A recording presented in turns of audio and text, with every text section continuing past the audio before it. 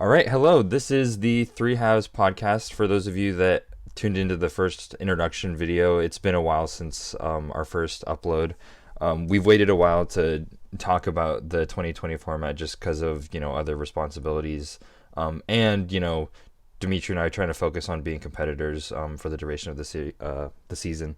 But now with the whole pandemic situation and with this focus on online tournaments, I think a lot of the controversy surrounding the current format has come to light, and we figured that this is a good opportunity to sit down and talk. So today we don't have Hayden, unfortunately, but we have a substitute coming in, Mr. EakesTV, James Eakes. If you want to introduce yourself. Yeah, what is up, guys? My name is James Eakes, and I've been playing VGC since late 2013, early 2014.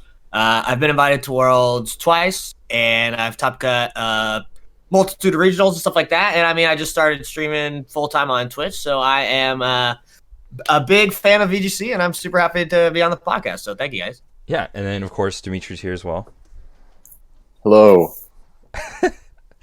And so yes, so we'll be sure to put James's stream in the description. He's a great streamer. He's killing the Twitch game right now.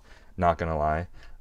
And so be sure to check him out. But today, the main topic of discussion is going to be the central mechanic of the 2020 format, which is Dynamax. And so recently, both Eduardo Cunha and Marcos Perez, who goes by Moxie Boosted on YouTube, have made videos about the problems that they have with the current mechanic in Dynamax.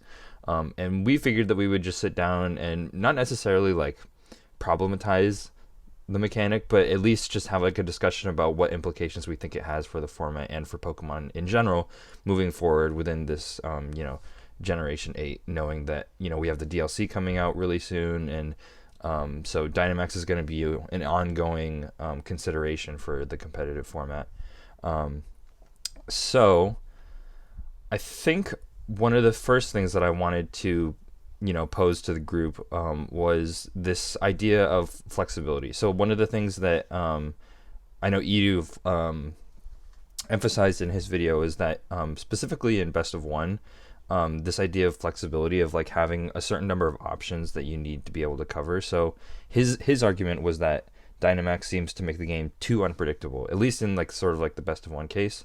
I have more opinions to elaborate on when it comes to Best of Three. But I just wanted to ask you guys this sort of predictability aspect, and especially for you, James, who does a lot of Best of One content with online laddering during your streams. What your thoughts on this whole flexibility and game depth is when it comes to Dynamax? Yeah, sure. I personally think that Dynamax makes Best of One really hard to navigate. I think most of us will argue that Pokemon is best when it is played in Best of Three. It increases the chances of the so-called better player winning. You get it shows that you can adapt over time and stuff like that. And yeah, especially in Best of One with Dynamax, I think it's pretty volatile. Just it's really hard to know exactly what's coming, and you get cheesed in that game one by he Dynamaxes a Pokemon you didn't think he was going to, or he's got that weakness policy Dynamax that you weren't really prepared for, and then you can adjust better in a Best of Three just because it's coming the next time. You can make a new game plan, but when you're sitting there, it's one game only, and all you got is you're looking at their 6 Pokemon on the choose your Pokemon screen. It's there's just so many possibilities to be able to prepare for, and it's all facilitated from Dynamax. And it's just, you're gonna lose a game and you just gotta kind of shake it off oh, okay, well, in a Best of Three I could have prepared for that, but in Best of One it's you just lose the game sometimes. And sometimes you win the game, you've got that Dynamax related thing that they couldn't prepare for. So yeah, Best of One, I would agree it is very unpredictable. All right, and then I think I was having a discussion with Dimitri earlier in the week about comparing different formats when it came to different RNG elements, or just in general how consistent a Best of One format is, because I think really that's the criteria that people or the standard that people hold a certain format to is this consistency of like how often does the quote unquote better player come out on top. And so we were discussing like RNG factors when it came to like Moody Smeargle boosts, and comparing sort of like the consistency between Best of One back in like 2016, when, you know, the games itself were super volatile because of how important each turn was. And I kind of wanted to open it up to Dimitri right now and have his thoughts on the comparable volatility of Best of One in 2020 as opposed to previous formats. Yeah, I think the big thing about Dynamax specifically is that it's open to every single mon, compared to something like Mega Evolution, where you have like a certain pool of things that you know are capable of like making this big change that can like change entire games like in a turn. And the fact that Dynamax is as strong as it is and is open to every single mon, it's too hard to cover like the potential of any Pokemon Dynamax in any given turn. Which isn't an issue we've had in the past. I mean, there were Z moves, which until you have the information about which Pokemon has the crystal, it could be anything, but even then, the power difference between the two isn't quite comparable. And I think Dynamax is just on a completely different level compared to stuff we've had in the past. In terms of the unpredictability, there's definitely been stuff in the past that's like just as strong, I would say, like Xerneas, but at least you know exactly what's coming with something like that compared to Dynamax. So. Yeah. And I think like embedded in the unpredictability of Dynamax, I think as James was alluding to earlier, was things like weakness policy, even like Life Orb, I feel like is a really impactful item because of how much it changes like the damage calculations. And so definitely when I was listening to Edu talk about what Dynamax, like the Dynamax, the implications that Dynamax has for item use, is really it like one of the things that he said is that it ruins the design of some of the items because it removes the drawback that's meant to be like the incentive of using the item. So like things like weakness policy, the whole design of the item is to have some sort of, you know, trade-off where you're taking damage in order to get those boosts, whereas with Dynamax it's very easy to for one, boost your stats so that if a super effective attack comes in, the weakness policy activates without you taking a significant amount of damage. And things like Life Orb, instead of taking 10% of your total health pool, you're only taking 5 relatively when you're Dynamaxed. And to me, like in my experience, when it comes to like items, like this item game is such a huge part of the like unpredictable aspect of the game, because things like Togekiss, you know, like on team preview, it's really difficult to tell is that a Scope Lens Togekiss, is it weakness policy, is it Babiri Berry, and then even like, you know, later in series 3 we saw Focus Sash, and then now we're seeing things like Lumberry to beat Venusaur. So yeah, I think I definitely side with the opinion that Best of One makes it really difficult to play the information management game, just because of how easily it is for your opponent to like control the flow of the game by the fact that they know that they have this item and this damage calc and you don't.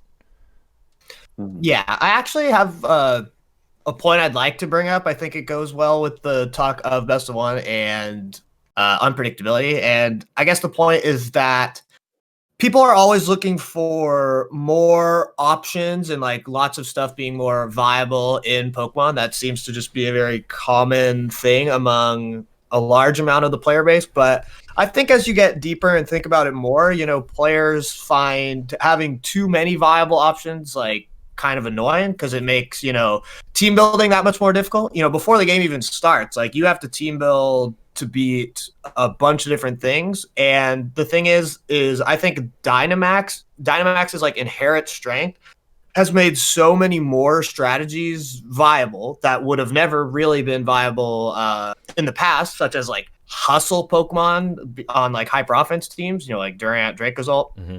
Sorry, Dimitri.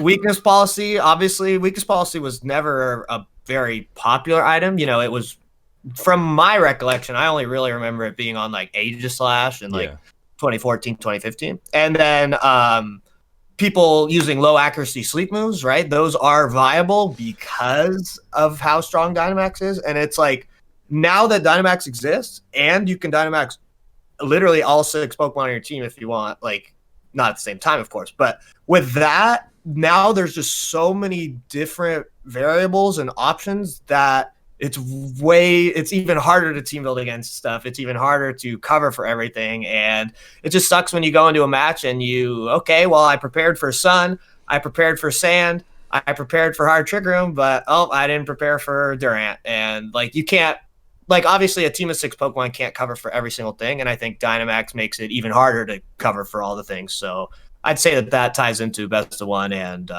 unpredictability. Yeah, that's also the other thing is like hustle just seems like such a I think James, you've expressed an opinion about this in a similar like vein, is that like item boosts should not work on Dynamax, and part of me kind of feels the same with like hustle at times, just like because it ruins the design of the ability, and you get benefit for no trade-off, other than the fact that you still are inaccurate when you aren't Dynamax, but still for those 3 turns, those 3 crucial turns, you get so much damage. With Life Orb stacked with hustle, like you get an insane amount of damage. And so that's another thing, just as a quick interjection. Yeah. Even as like a huge Dracozolt fan, I don't think it's like a healthy thing for this format to have this like ridiculous amount of damage output with no drawback. Like Life Orb doing only 5%, it like most of the time it feels like it might as well be 0. I think the item design with Dynamax is totally misbalanced. It makes things like weakness policy, which I think used to be like a really cool item. I've read it in the past on like Aegislash and Tyranitar, where you just take advantage of their natural bulk to put it to use. But now like, anything can run it because anything becomes ridiculously bulky on any turn. I mean, I don't know. I think if Dynamax were to be balanced, I do think that like removing items entirely and then maybe even like, I don't know about all abilities, but definitely some abilities, I think that'd be like a good first step at least. Yeah, like I definitely cited because I think there was someone soliciting opinions on the format, like about like what would you change, and I saw that James said that items shouldn't work on Dynamax. And I think that's like I think that's a great first step. I do think that a lot of the problems that people have with the format is at the core of what Dynamax means, like that the doubling HP factor is enormous, like no pun intended. And I think that the whole idea of like the max moves too, like the design of the max moves and the double HP factor inherently makes Dynamax like the principal factor in the outcome of a game like 95% of the time. And that kind of leads me into like my other points, is a discussion about how the ways that like people try to control their opposing Dynamax or get as much off of their Dynamax as they can. So James referred to inaccurate sleep moves, and so I wrote down here that like Dynamax is so important and so ridiculously strong to the point where people feel that the risk of taking a 60% accurate move or a 75% accurate sleep move to immobilize the opponent's Dynamax, or just to immobilize another Pokemon that threatens their Dynamax, seems to be, people are comfortable with that, with taking that amount of risk.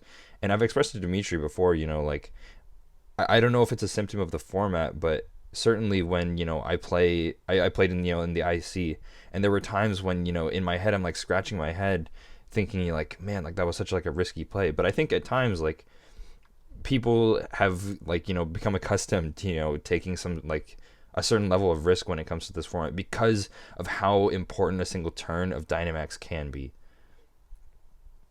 Yeah, I think that brings up a good point of like, I think a lot of players when they play Pokemon prefer to have as the least amount of luck in the game as possible. Like, of course, we don't want to get crit, we don't want to get fully paralyzed, but I think the nature of Dynamax has caused players to almost have to rely on these strategies. Like, it's because Dynamax is so strong that we feel like we have to run Sleep Powder, run Hypnosis, run Sing. Like, a big thing that I think about when I think of Sleep is like, Sleep is obviously an insane mechanic and like insanely strong mechanic. And, you know, while we may wish there could be changes about it, like, you know, maybe we stay asleep less long or anything, that's not really the point. It's more of like, Sleep is so strong in this meta because every single turn that you're asleep, when your opponent can Dynamax and hit you with like a base 130, 140 move, like,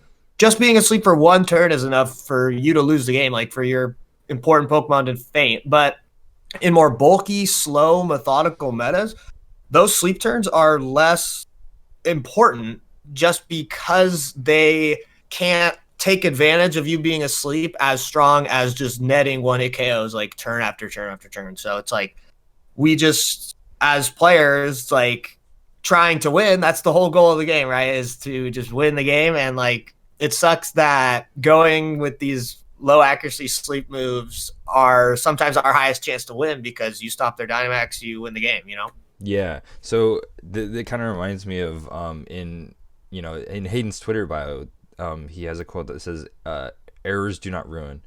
And so we've always talked about when it comes to team building is like building a team that can recover from a number of mistakes, like mid game.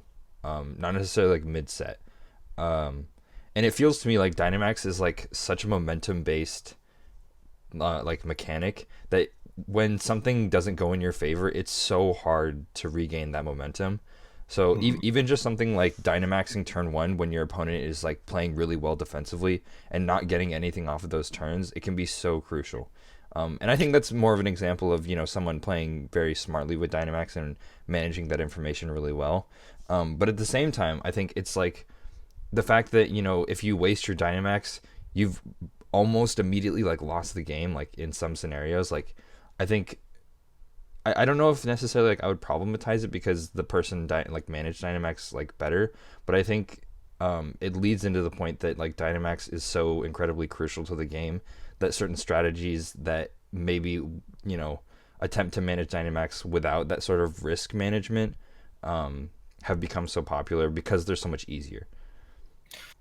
Yeah, to go off of the word momentum, when you're talking about Dynamax, that is one of the biggest problems I have with Dynamax, and it goes into best of one, it goes into unpredictability, is if you lead wrong into a very strong Dynamax candidate, like sometimes you cannot win that game because let's say they have like some Sun team with like Rhyperior Dusclops, Venusaur Torkoal, Charizard, and Togekiss, I guess. It's like, okay, well, I'm going to lead something that's really good against the Dusclops Togekiss. I can stop the Trick Room, and then I'll be really good against like Venusaur. I'll stop the sleep.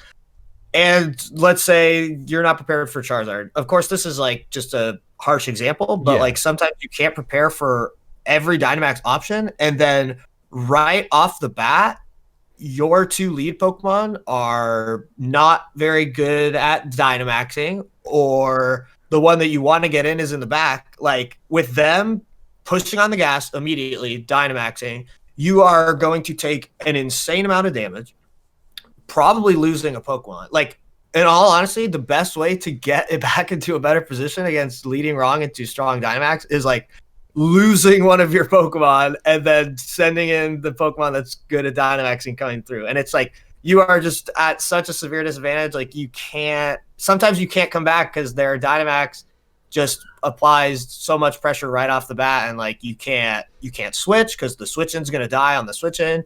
You protect, you're losing momentum, you're still taking a bunch of damage. And like, yeah, it's just the momentum of just like snowballing, steamrolling your opponent, punishing them for not leading properly. And then you sometimes just lose. Like that goes into the thing of, you guys were just talking about error.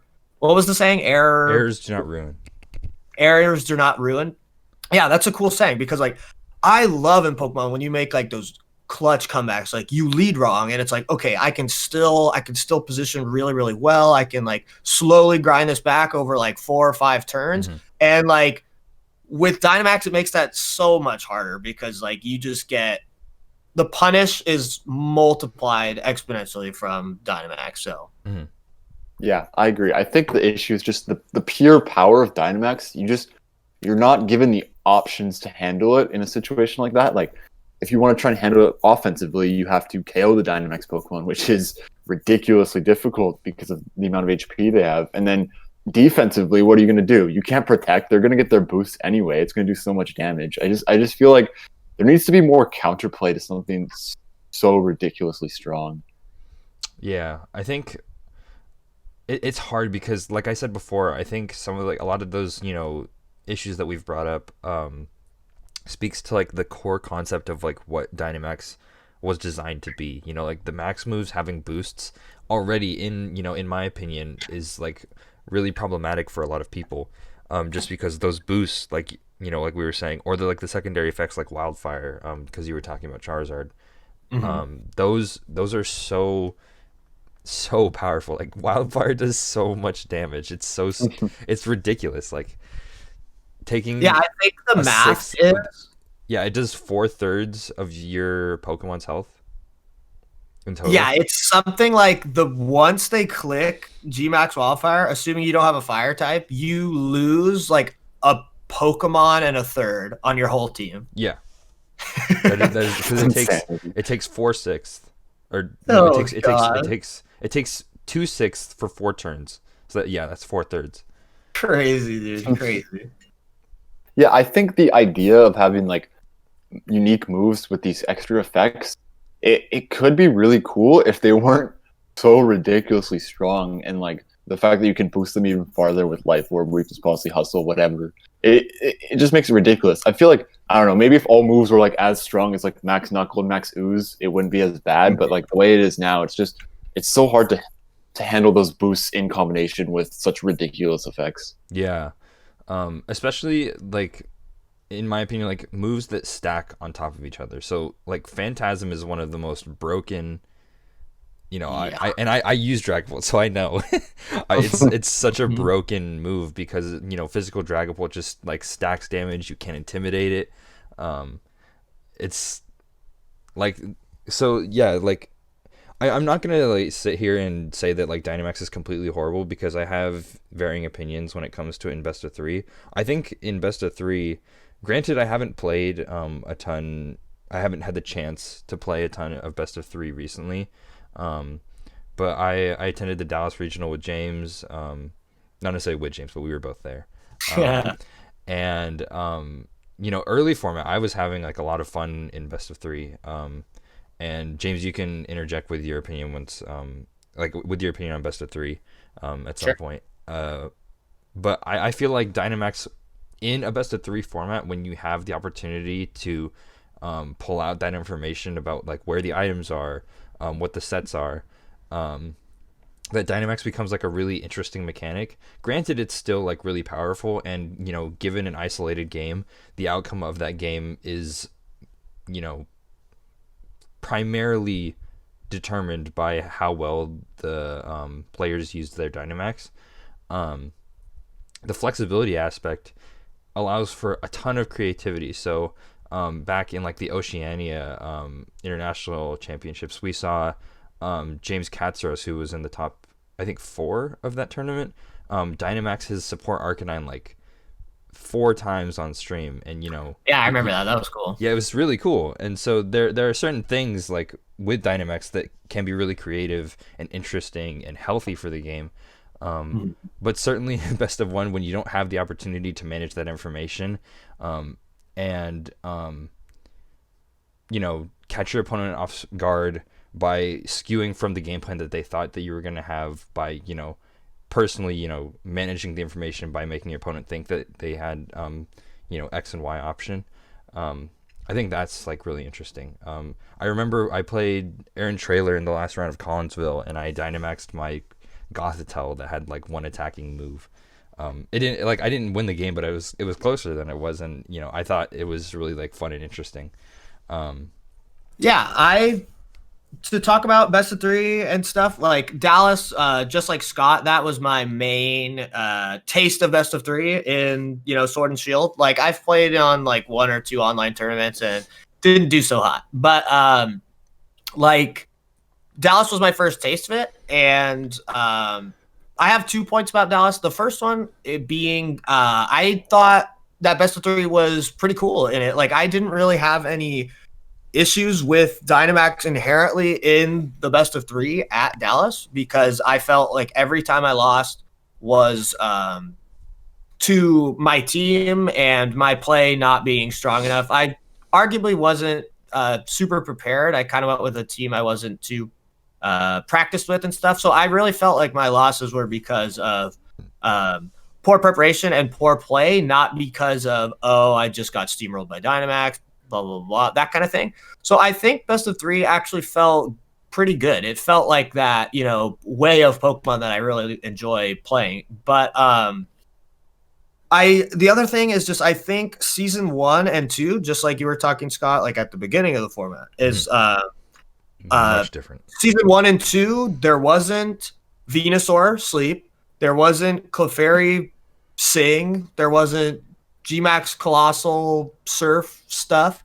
I think the meta was a lot more honest back in season 1 and 2, and with the additions of the new things in season 3, such as the sleep and stuff like that, it's just become a lot more negative feeling.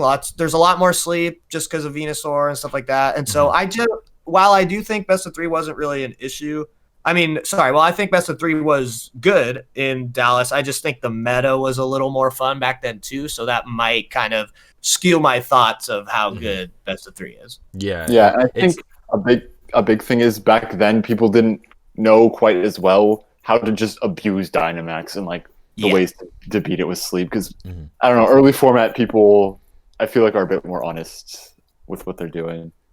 Yeah.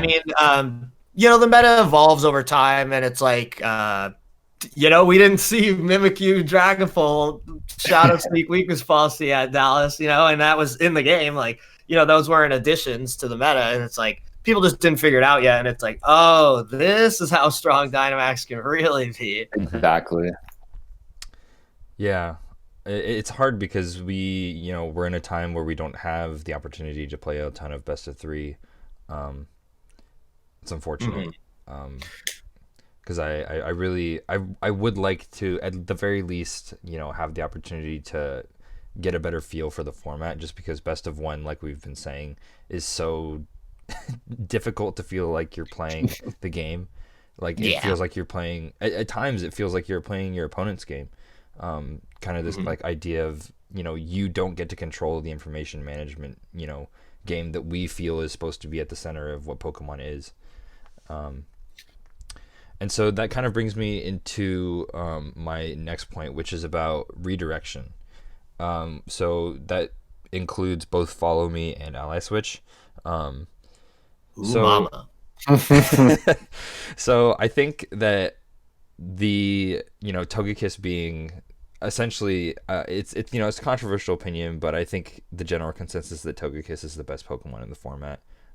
Just because of how just because of how flexible it is. Like it has so many different sets it can run, and in every single role that it fills, like potential role that it fills, it does it really, really well. It has such incredible natural bulk and like potential support options, offensive, that beefy base 120 special attack stat that I don't understand why it has. And so I think Follow Me is like a really interesting phenomenon in 2020, in my opinion. I think that things like so in my team, in like particular, like I have 3 different set of Pokemon plus Togekiss with Follow Me, and so I think this idea of like Follow Me being used, I think Follow Me, it's a perfectly healthy mechanic, but I think the fact that things like Clefairy and Togekiss are so strong right now is indicative of the implications that Dynamax has had for the format, and then obviously Ally Switch is also an incredibly powerful tool, much to my dismay, and I think much to everyone else's dismay as well, because I think in best of one, and Dimitri and I have some like conflicting opinions about this at times. My opinion of ally switch isn't that it's a broken move, period. I think it's that it's way too incredibly powerful in best of one in this format because of Dynamax. Like, the core issue here is like with certain things that I like, certain gripes that I have with the format, I think stem from Dynamax simply because a single ally switch turn where you, like, the person ally switching makes their opponent's Dynamax like useless for a turn, can be so important. And I think I'll let James interject here, but like, because he's been doing a ton of laddering, and I'm sure he has some strong opinions about allies. We're coming out of the IC, and that was on every team. Yeah. So I personally think that ally switch is really unhealthy. My personal opinion is that I don't think ally switch should work on Dynamax Pokemon. Just in general, I think in best of 3, I think it's relatively fair because there's the potential for that information management. But in best of 1, it just shouldn't work on Dynamax because best of 1 is a thing. Yeah, I mean, I've never personally thought of that as a remedy, but we've seen, in the game it's coded like certain moves just don't work on Dynamax. Yeah. Roar, red card, I guess that's an item, but yeah, and weight-based moves, because that was my whole thing, is like, weight-based moves don't work on Dynamax, so why should you be able to pick it up and put it 2 feet to the left and then miss? It never made sense to me. Yeah. So I actually agree with that change. I don't think that's a bad idea at all. But I think just to interject on the strength of ally switch, ally switch has been very meta relevant since, I believe, Sun and Moon is when it was introduced as a move tutor. Maybe it was Ultra Sun, Ultra Move. I think it came up in 2018. Yeah. Okay. 2018, 2019 was where it came to the forefront. Yeah, because if the viewers don't know, ally switch was only on a handful of Pokemon. I think maybe like 4 or 5 Pokemon. I know Beheeyem and Gardevoir for sure. Like Alakazam. Yeah, so like these niche, like psychic Pokemon. So it was definitely not common at all. You almost never saw ally switch. And but now that it's very popular, now that it's a move tutor move, it's everywhere. And I think, just like Scott was saying, it ties back into Dynamax, like increasing how annoying it is, because every momentum, just like we talked about, like every single turn matters with Dynamax. Like that one turn that you click ally switch, it's completely blind to your opponent. There's no way they can read it. It's arguably a bad play to predict a blind ally switch when you don't know if your opponent has it, right? It's like you could just win right there. Like, I was playing a game on stream just yesterday. Like, this happens a lot. It's like I'm in a position where like I literally do not think I can lose the game. Like, I'm doing all this stuff. I'm like ahead because of my Dynamax to put me way ahead. And he like Dynamax's T-Tar, ally switches with Dusclops, and I had Dracovish. Like, Fish just ran into Dusclops. It doesn't do double damage because Dusclops technically already moved with ally switch. I do no damage, and the entire Atar just comes back. It's like that one turn of protecting your Dynamax is like all you need to just completely win a game because of how strong Dynamax is. And like that's what makes ally switch so much more frustrating, is like you can't read it and then you lose because Dynamax hits you. And it's like back in 2018, it was like, yeah, ally switch is really annoying and stuff like that, but it's usually not like that one turn the entire game is over. And sometimes it feels like that from a Dynamax ally switch perspective. And like going back into megas and stuff, it's like you were saying, like the game really comes down to how somebody manages their Dynamax. And like I don't know if I'm the only one here, but like personally, I've never felt that like the game comes down to who uses their mega better. It's like never. I've never thought that. And then like Z moves, it's like the game comes down to who uses their Z move more optimally. It's like, no, like I've never thought of them as that absolutely polarizing to the meta. Do you guys agree or disagree? I totally agree. Yeah, I definitely agree. So the thing is, like with Dynamax, like I think one, the item boost makes them more powerful than Z moves, and you get 3. You get stat boosts to stack damage or to raise bulk. Like there's so much more to Dynamax than, you know, Z moves where you get a 1-turn burst of damage, or Megas where you get you know, a boost to stats, but that's it, you know.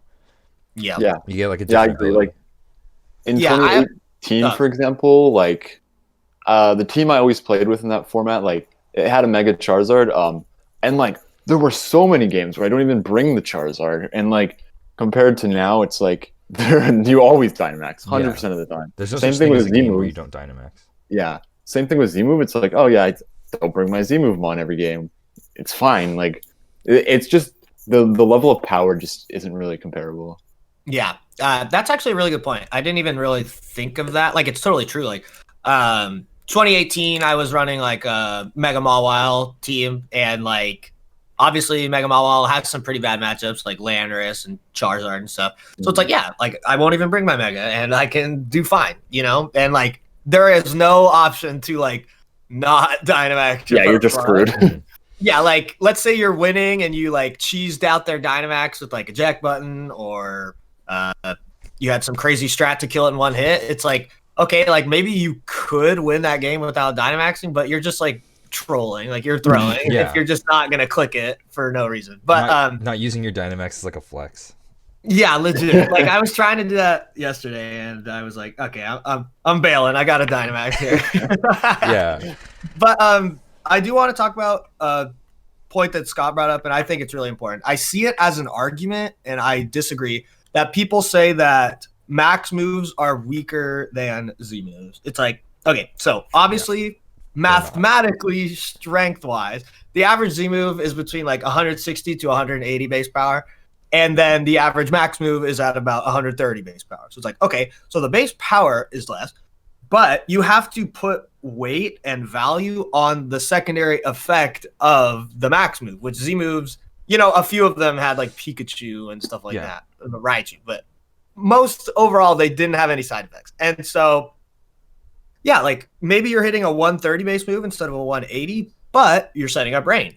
But you're giving +1 speed to yourself and your partner. Like that boost deserves like value in the move. Like that translates statistically into like a number. I can't exactly formulate that number, but it raises the value of that move, the strength of that move. And like Scott said, you get 3 of them. Okay, so like, yeah, I think max airstream, you get, let's say you get 1 max airstream, a base 130 flying move that raises both your guys' speed versus 1 base 180 flying move, like max supersonic sky strike. It's like, which one of those moves is better? It's like, even to me, it is not just like blind black and white, oh, the 180 one is better. It's like, no, the max airstream is insanely strong. Yeah, and so I think in that vein as well is that with items, things like Life Orb, the base power becomes comparable even on a single turn basis. Even more than the Z move. Yeah, because you get what is like a 1.5 boost to base power. And so like even the argument that they're weaker in a single turn, I don't think holds, because the fact that you can use items, you know, even like Life Orb, you know, freaking Expert Belt, which I think I've used before on other teams. Scope Lens in a way. Yeah. Oh, for sure. And then, you know, things like weakness policy boosts is that those boosts give you extra advantages even beyond just what the boosts mean. Like the boost can give you, you know, defenses to your partners, to activate their own weakness policy, give it to freaking Dusclops so it can stay on the field for 10,000 turns more. So yeah, I definitely don't subscribe to the idea that max moves are weaker than Z moves. Like that's certainly does not feel like that is the case. Yeah, I don't like to agree with that at all. And it, you know, the argument is like, well, you have 3 of them too. But it's like, once again, it just comes down to momentum. Whoever is in the better position to start using those 3 moves, like you can't exactly just easily come back with your 3 Dynamax moves the next turn. But another thing I just want to reiterate on, and that I think is annoying, is like you are just talking about Life Orb, how it increases the max move, and just how it works where like you take 5% of your max health instead of 10%. But then when Dynamax ends, it scales, it puts you at the HP equal to the percentage of like HP that you had before. So like if you don't take any damage, you would take 15% of your total health even when you lose your Dynamax, as opposed to 30% if you weren't. Exactly. So it's just like how that math works with Life Orb. It makes it like it's almost like an oversight. It seems like they wanted to make things equal to HP, like how you take more recoil when you Flare Blitz a Dynamax Mon, stuff like that. But then you don't lose as much HP because of Life Orb. It's just like, I don't know. It's really strong. It really helps Life Orb and Dynamax a ton. Yeah. Same with things like Super Fang and moving into the format with the Tapu legendaries. Things like Super Fang do a quarter damage because it's calculating based off of the base Pokemon's damage. And Pain Split. Yeah, that too. Yeah. So I think making those potential tools against Dynamax stronger would have been at least like a better step towards balancing the mechanic.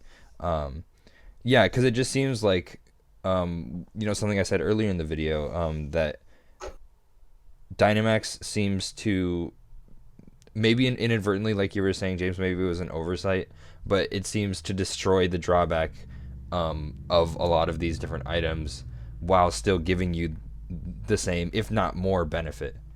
Yeah, I think that's the big thing, is that Dynamax itself, it doesn't have a drawback. Like Z moves and Megas, it's like, oh, you sacrifice your item for this. Dynamax is like, whatever, you get stronger because of your item when you use this, or your ability or whatever. It just, I don't know. And the fact that it's way stronger than those on its own anyway, it just doesn't feel right. Yeah, and I mean, you blow your Z move into Protect, it's like, ouch. But then you blow it into a Protect with your like Dynamax move, it's like, well, you just kill him with the second one, Yeah, and you still get the boosts, like you still get the weather, you still get the terrain. Boosts are the big part of it. The fact that you can get those every turn unless you attack into an immunity is insane, especially with stuff like Airstream. Yeah. It's just weird. It totally changes the way the game's played. Yeah, exactly. So this kind of leads, I'm just going to kind of start talking about a different aspect of the game. So in the IC, Dimitri and I both ran like bulky weakness policy Excadrill. And obviously, weakness policy Excadrill is a symptom of Dynamax and like the format as a whole. But I think in general, like it felt like the strategy itself is like based around using Dynamax defensively, and then transitioning to offense once you get to abuse the bulk that you get from your max moves. And so one of the things that would happen, and of course, this is inevitable given 45 like 45 different games, and I know the IC didn't go well for you, James, and it went worse for me, believe it or not. You finished higher than me. I didn't admit it on stream, but big flag. But one of the things that happened like a ton to me towards the end was I would get the boosts with my Excadrill, and then I would just get crit through them on turn 1, and that was just the game. And so one of the things that I wanted to talk about is the impact of hacks. So this kind of ties into the idea of like status, like inaccurate moves, and things like that. But I said to D that I don't think that on both sides, I don't think max moves should be able to crit. Like things like crit kiss should not exist, and I do not think that Dynamax should be allowed to be crit, because it just totally ruins the whole design of the mechanic being important, because the whole idea is that you're supposed to play your Dynamax as well as possible, and that's what's going to win you the game. And crits coming in, and of course like they've always been a part of the game, but it's never felt so game breaking, because with like a Dynamax Excadrill, like a weakness policy Excadrill is built upon, and like the strategy is predicated on you taking time and like using your Dynamax to get boosts. And then the whole like fact that you can just get crit through them and you lose the game like flat out just seems like a really, really bad design decision, because of the fact that I think it wouldn't be that hard to just say Dynamax Pokemon can't crit or be crit. Yeah, I think like the whole thing with Dynamax and hacks is really interesting, because I think that Dynamax did a couple things to help with hacks. Namely, you always hit, which is really nice for dealing with like degenerate minimized stuff. You don't see that anymore. And you can't get flinched, which is just like a really nice thing to have in the face of stuff like Rock Slide. Just that peace of mind knowing you're not going to flinch. Yeah. Right. I think they could have taken it a lot farther to make it even a lot better for that. Like, Dynamax Pokemon should not be able to get crit. I think attacks should not miss Dynamax Pokemon. Like, I think like maybe if Dynamax Pokemon like couldn't even get fully paralyzed, something like that, I think would help a lot with mitigating hacks, especially when it's such a crucial part of the game, that like a little bit of hacks can ruin you.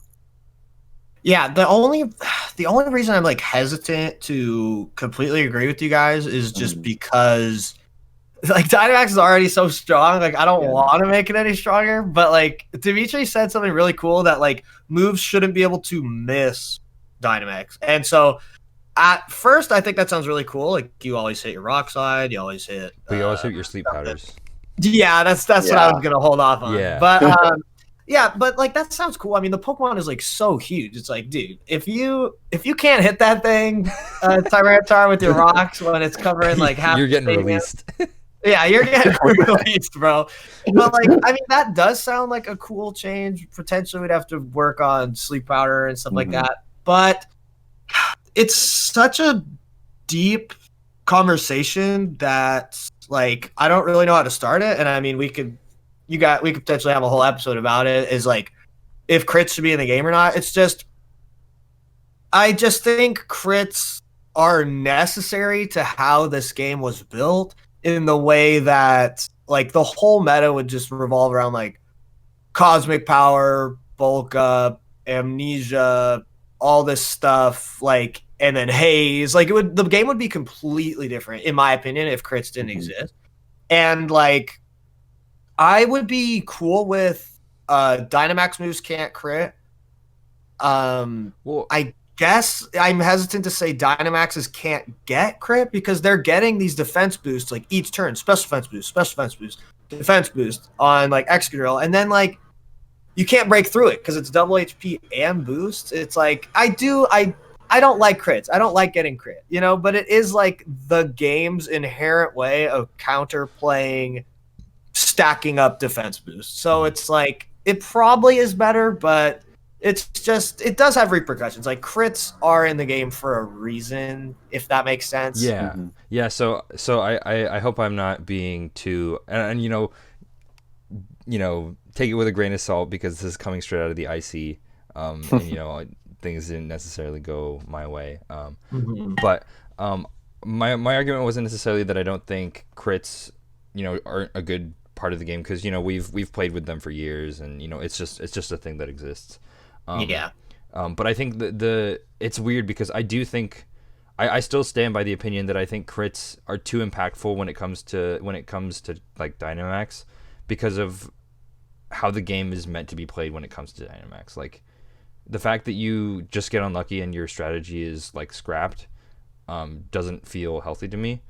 And then I think I wanted to touch on something that you said, James, is that if we didn't have crits, we would have like stupid bulky stall formats. And this is definitely an argument that has come up a lot in like Twitter discussions about Pokemon in general. And I don't know if I necessarily agree. I think that the way that VGC in general is normally played isn't a symptom of like the mechanics of the game, but it's like, it feels like a symptom of like what doubles is. Like, VGC is so much faster paced than things like singles, and I think that's like the reason that we don't see stall strategies in the game, because like even back in like slower formats like 2017, we saw one person ever play Chansey to like any sort of relevant success at a tournament, and that was Nails, like one of the most like renowned players in North America. And so I don't know if I would necessarily say that Dynamax or like Dynamax making crits like an especially bad thing means that I want crits gone altogether. I just think that it should work differently with Dynamax because of how important the mechanic is. And, of course I accept that crits are part of the game. But like I said, I think Dynamax is too important for crits to be so indiscriminately impactful, if that makes sense. Yeah, I kind of agree with everything that's been said here. I feel like, if crits weren't a thing in the game in general, I think we'd have so many more degenerate strategies, because we've already seen stuff like stockpile Snorlax and stuff in the past where it's like, I don't know, if stuff like that became more common, I feel like the game would be, I think that's just bad for the game in general. So I think crits play an important role to stop degenerate stuff like that. But with Dynamax, like a couple, 3 defense boosts, I don't think that crosses the line into like degenerate strategy where I think it like harms the game just because of those boosts themselves. I think but the fact that crits can just completely ignore that strategy, and I think it's a valid strategy, but just the fact that crits ignore them entirely just feels unfair. So I'm definitely in support of like Dynamax or Dynamax Pokemon not being able to crit, something like that. Yeah, not being able to crit or get crit. Both ways. And I think that should be taken in tandem with some of the other suggestions that we've talked about earlier, where like items shouldn't work on Dynamax. So like even if you get all those Spadef boosts on Excadrill and you take a Max Geyser from Primarina, even if you can't get crit, you don't get the weakness policy. Yeah, I agree. I mean, the only reason I was like, for sure hesitant to agree is just because I think if those changes came with more of the changes we talked about earlier, such as, just like Scott said, like the items don't work, like it's like, okay, that'd be cool. But like if that was the only change made to Dynamax, like imagine Dynamax is the exact same it is right now. It's just like it can't get crit and you can't crit. It's like, I just don't think that like hurts Dynamax enough. You know what I mean? Like it almost helps them a little more. So I guess, but like, if we put that in tandem with all the other changes we talked about, like I'd be cool. Yeah, well, so I think like I said at the beginning of the video, where I was saying that I think the telltale sign of a good format is consistency. And some people might disagree. They might be like versatility or like viability. That's kind of what I talked about at the beginning, where like it creates too many options. So I don't agree that that's what makes a format good. Yeah, and the other thing is, like, I was talking with Jibaku on Twitter. Alvin, I don't remember his last name, but it's like Hijat, something like that. Yeah, well, I was talking. Sorry, Alvin. We had a discussion early on in the format where there was like a poll saying like, do you think that a format with like a really centralized meta or a really versatile meta is like conducive of creative team building? And I think what he said, and I definitely agree with it on a certain level.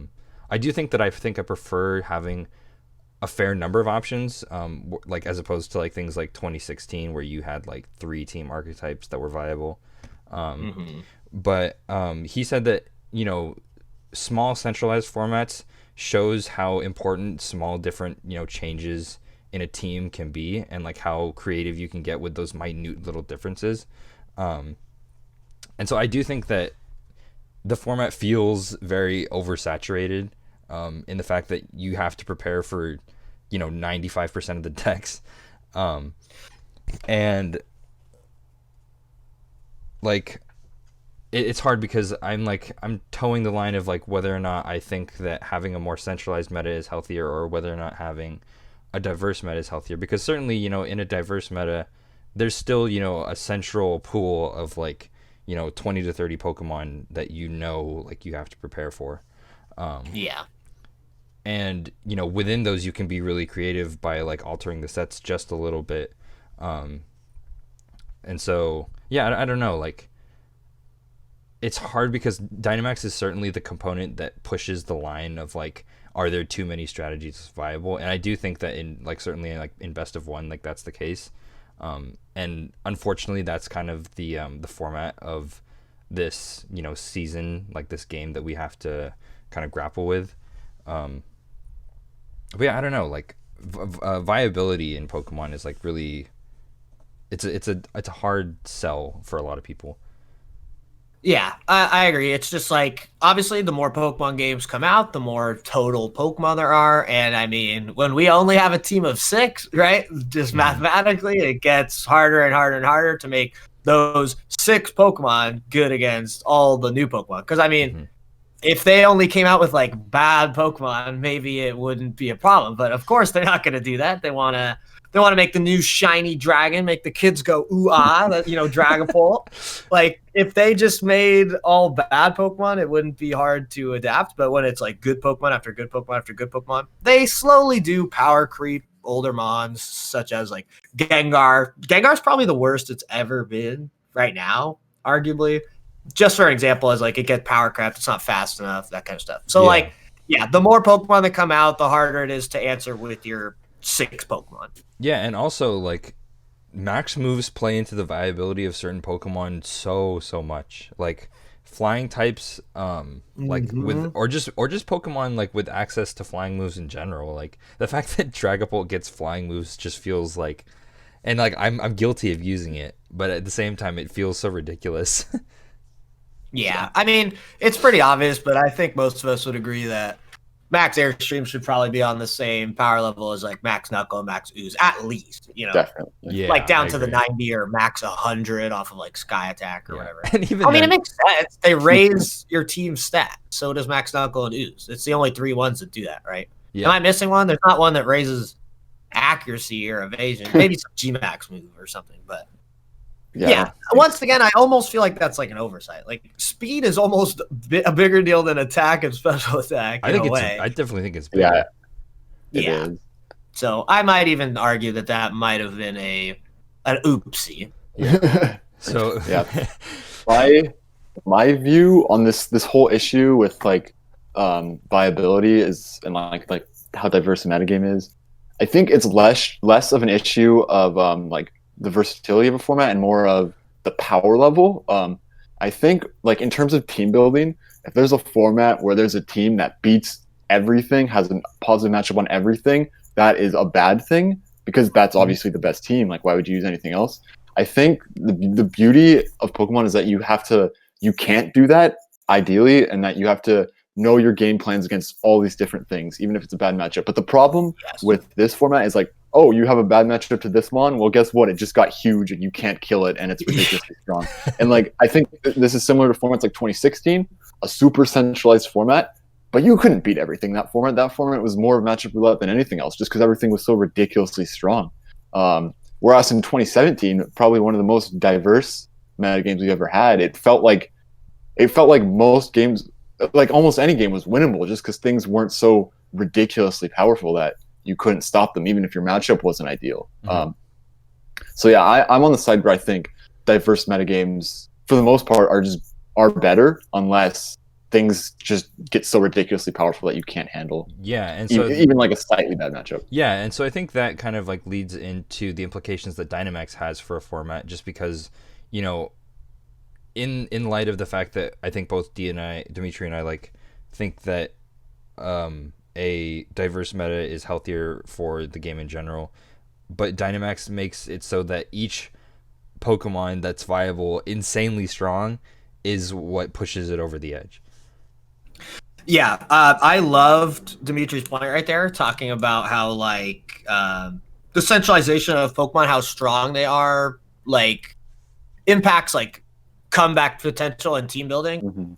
Like in 2017, there was a lot of viable teams. You look at all the top 8 Worlds teams, they're like all completely different. 2017 was a lot of fun. But like that's because like Z moves are annoying and arguably kind of broken, but like they just weren't the game defining factor. And like same with Megas, like it wasn't the game defining factor. But such as 2016, it's like Kyogre Rayquaza like that was like the identity of the whole team. Like, you know, it's like I'm building for Kyogre Rayquaza, and then my big strong guys are just going to be able to deal well with the other 4, you know, popular stuff like Gengar or Raichu, Crobat, stuff like that.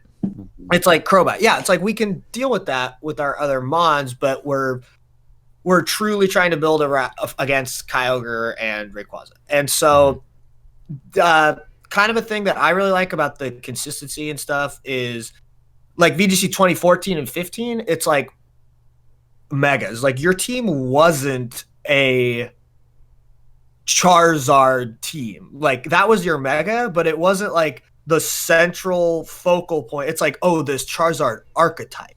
It was like there's 5 more Mons, and they're all like closer in strength to Charizard than your Hitmontop is to your Primal Kyogre, you know? And it's like, so like, I just felt like the teams, like you're just preparing for like, you know, as many Pokemon as you can and like combinations, but in stuff like 2016, you know, you have to prepare for Kyogre, Rayquaza as a whole, and then Groudon, Xerneas as a whole. And then the thing with Dynamax is like, I could prepare for Mega Charizard. I could prepare for Kyogre, Rayquaza. But can I prepare for Dynamax Togekiss, Dynamax Tyranitar, Dynamax Excadrill, Dynamax Rotom-Wash, Dynamax Venusaur, like all at the same time? Like it's because they all have the option to do that. And it's just like, because that is the strong, big guy that you have to prepare for. You have to prepare for Mega Charizard. You have to prepare for Kyogre, Rayquaza. But the strong, big guy is like, everyone.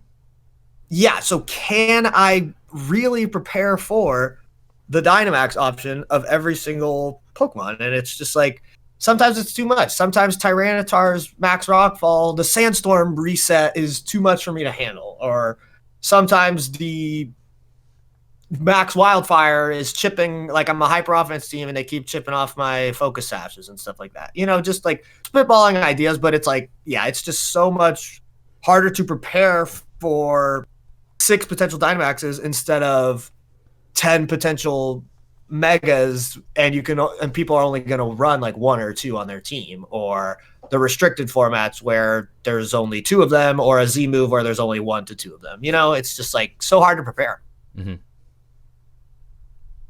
Yeah, I definitely agree.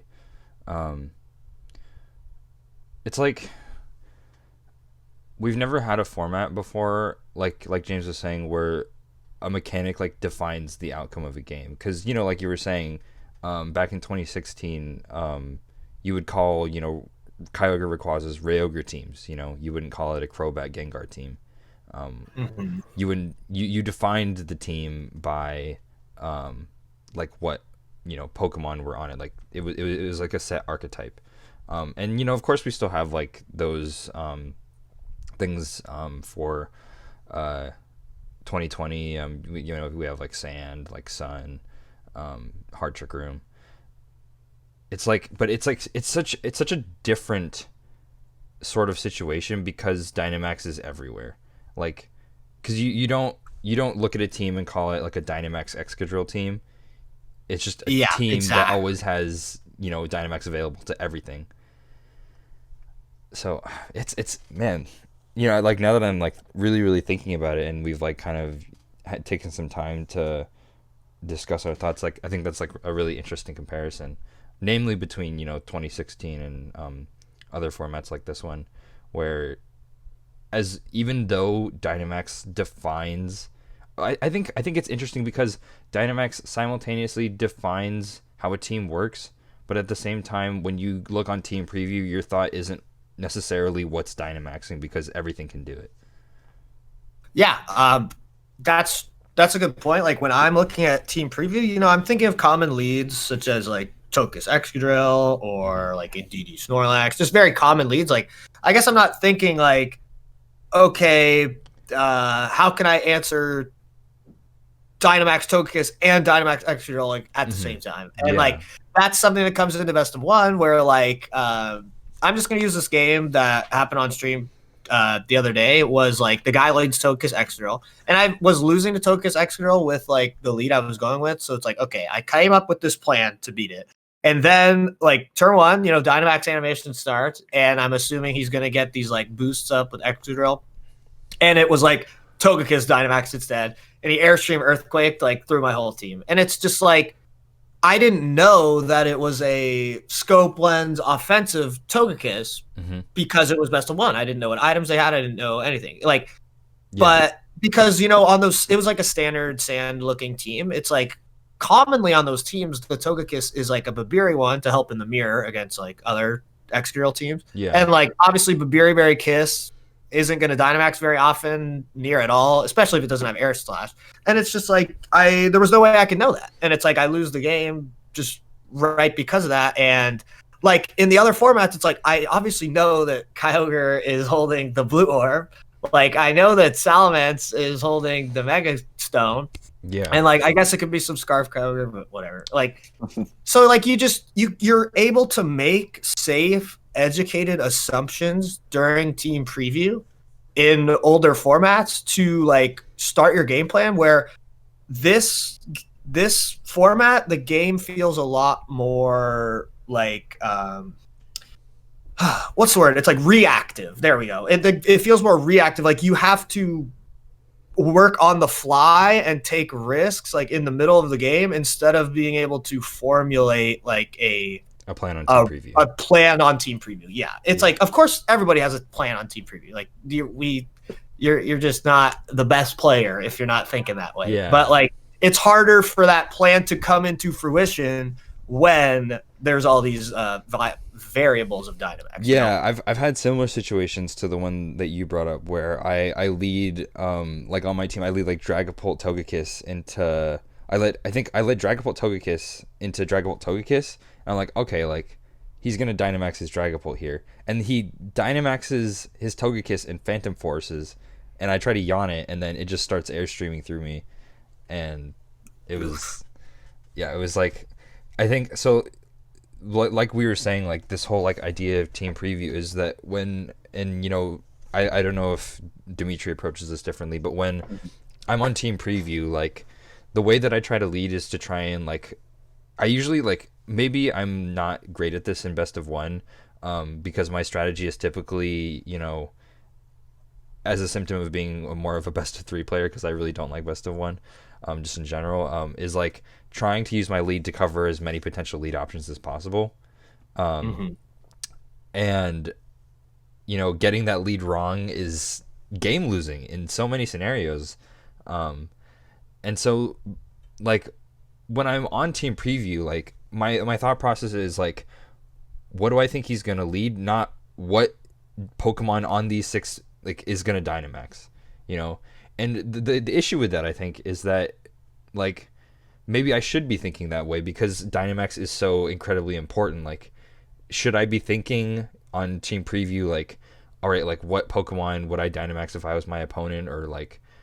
You can't. Yeah, exactly. You don't know. And so, like, I think that's the difficult part, is that it's such a crucial consideration for different decisions that you make throughout a game, but there's no way of foreseeably determining what your opponent's game plan is because of how unpredictable and flexible Dynamax is.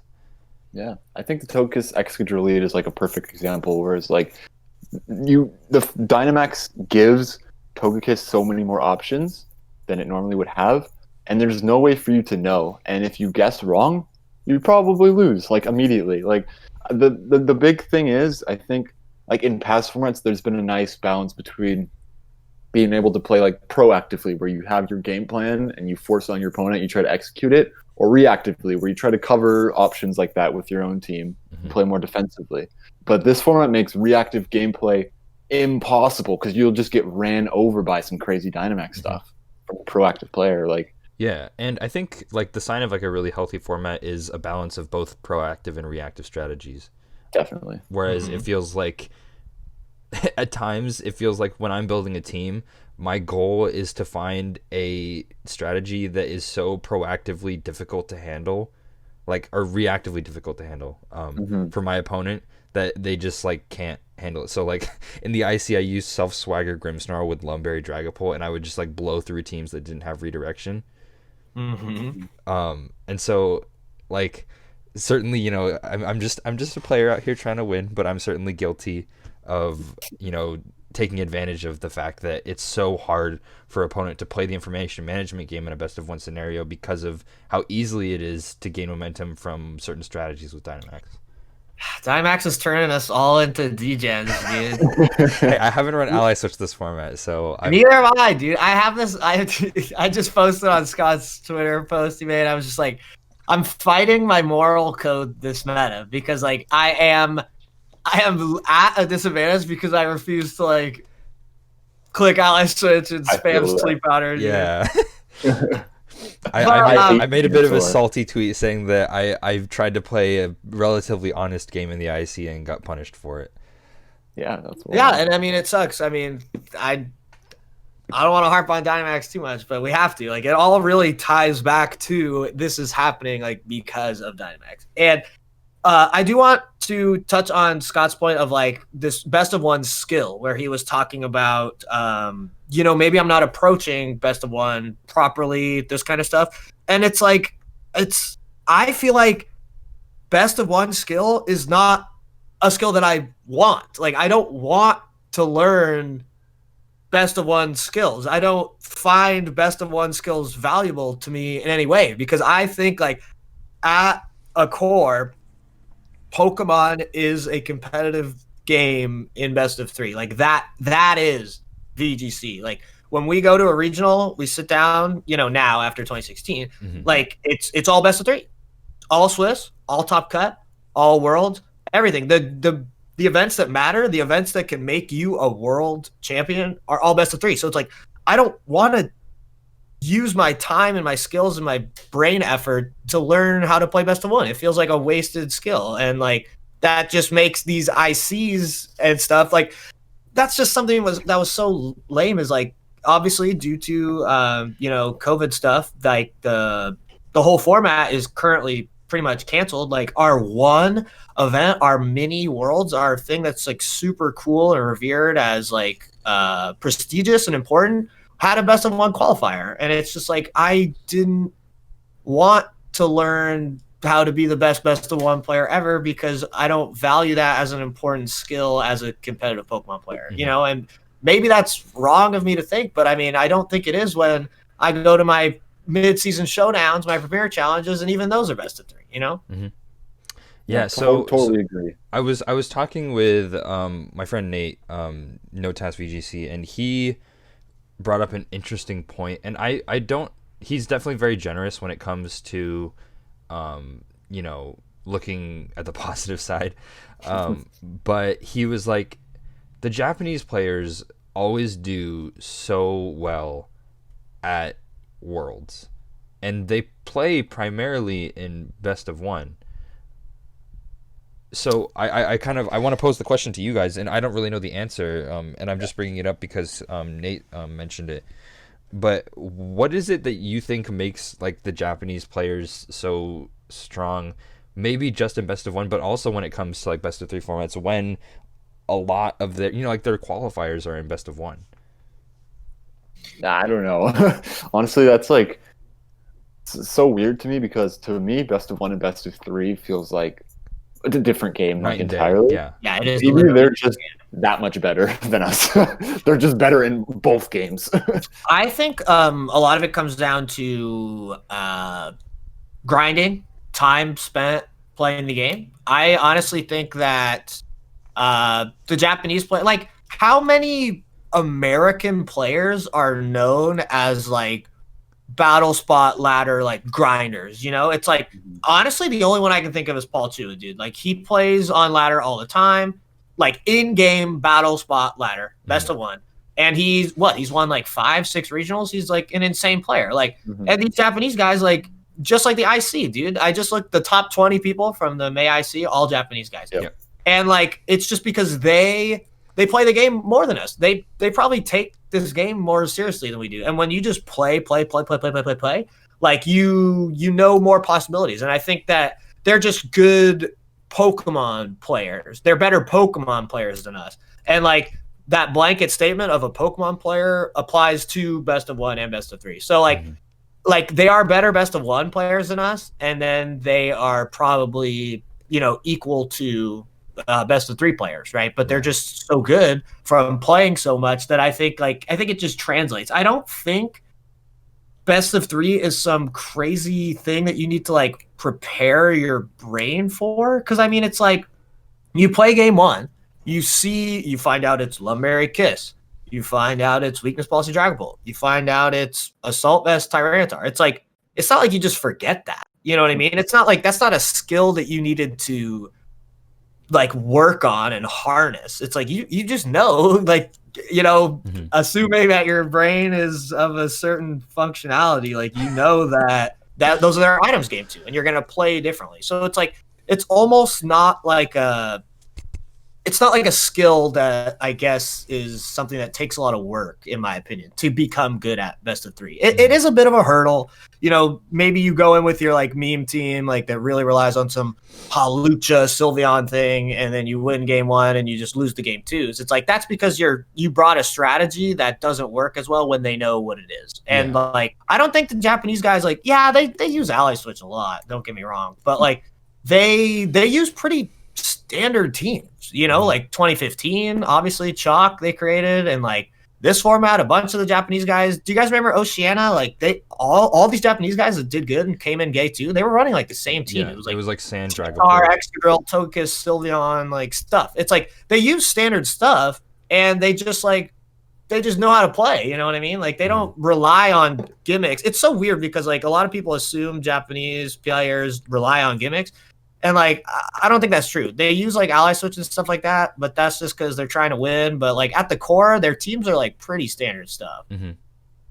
Yeah, I agree. I think, the big thing is there are definitely fundamentals that carry over between best of one and best of three. And when they're grinding that much, like they're just going to become good no matter what. And I think a big thing with best of three is we don't have a good way to practice best of three. So like, what are we gonna do? Like, all the options. So this leads back into the conversation about how important, like, or like how Dynamax kind of, it's really difficult to practice the game when we're playing in best of one because of how starkly different it is, because of there's no information management, you know. Then Dynamax is central to all of that. Yeah, that is such a like crazy enlightening point that Dimitri just said of like. The skills are like, they transfer over pretty well, and we don't have a good way of practicing best of three. Like, that's so huge. Like, that almost answers why the Japanese players are better than us, is like they play more Pokemon, they play more best of one, and like that's all that they have. That's all that we have too. And like they play more.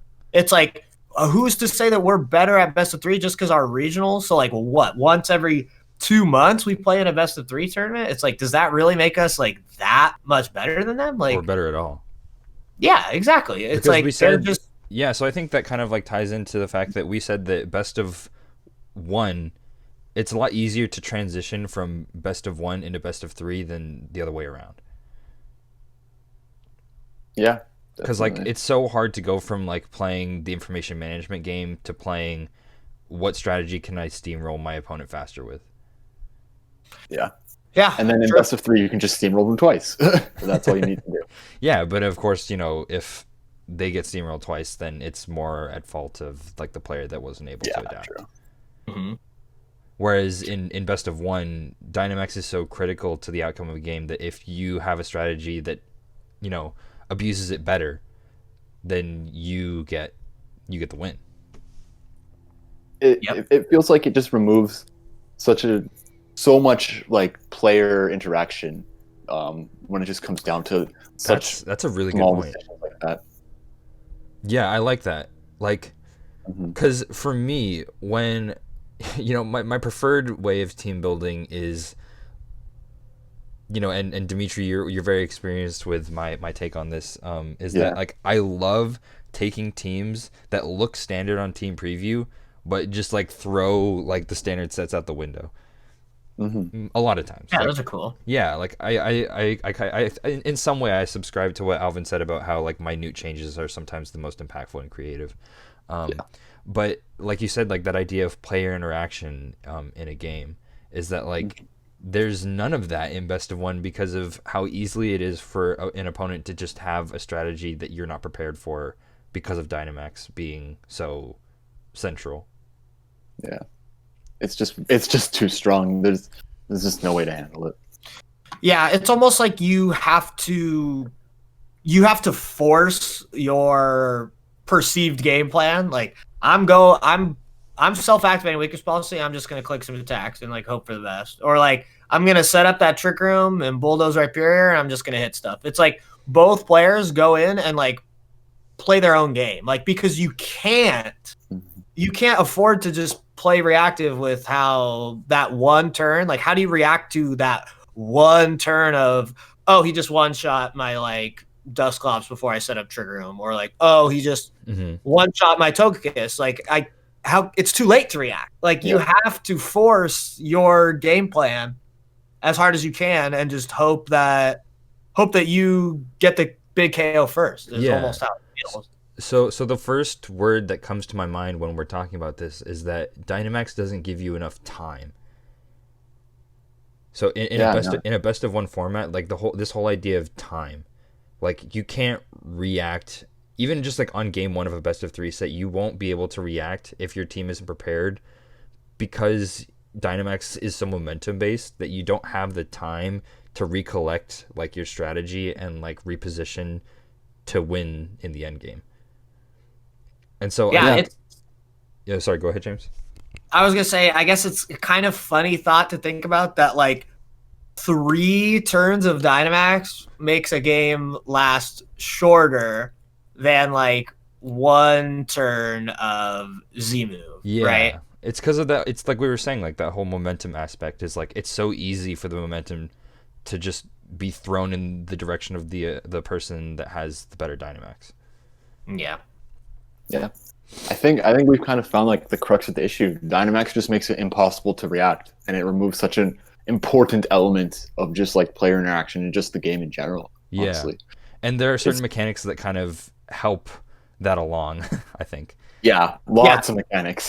That's a big point. I wanted to find a good time to bring it up. You guys just said mechanics that help Dynamax, and I think there is no bigger culprit than the new dynamic speed changes that came in this meta. Like they help Dynamax more than anybody. Like you max air, like let's say you both lead Kiss, you both Dynamax.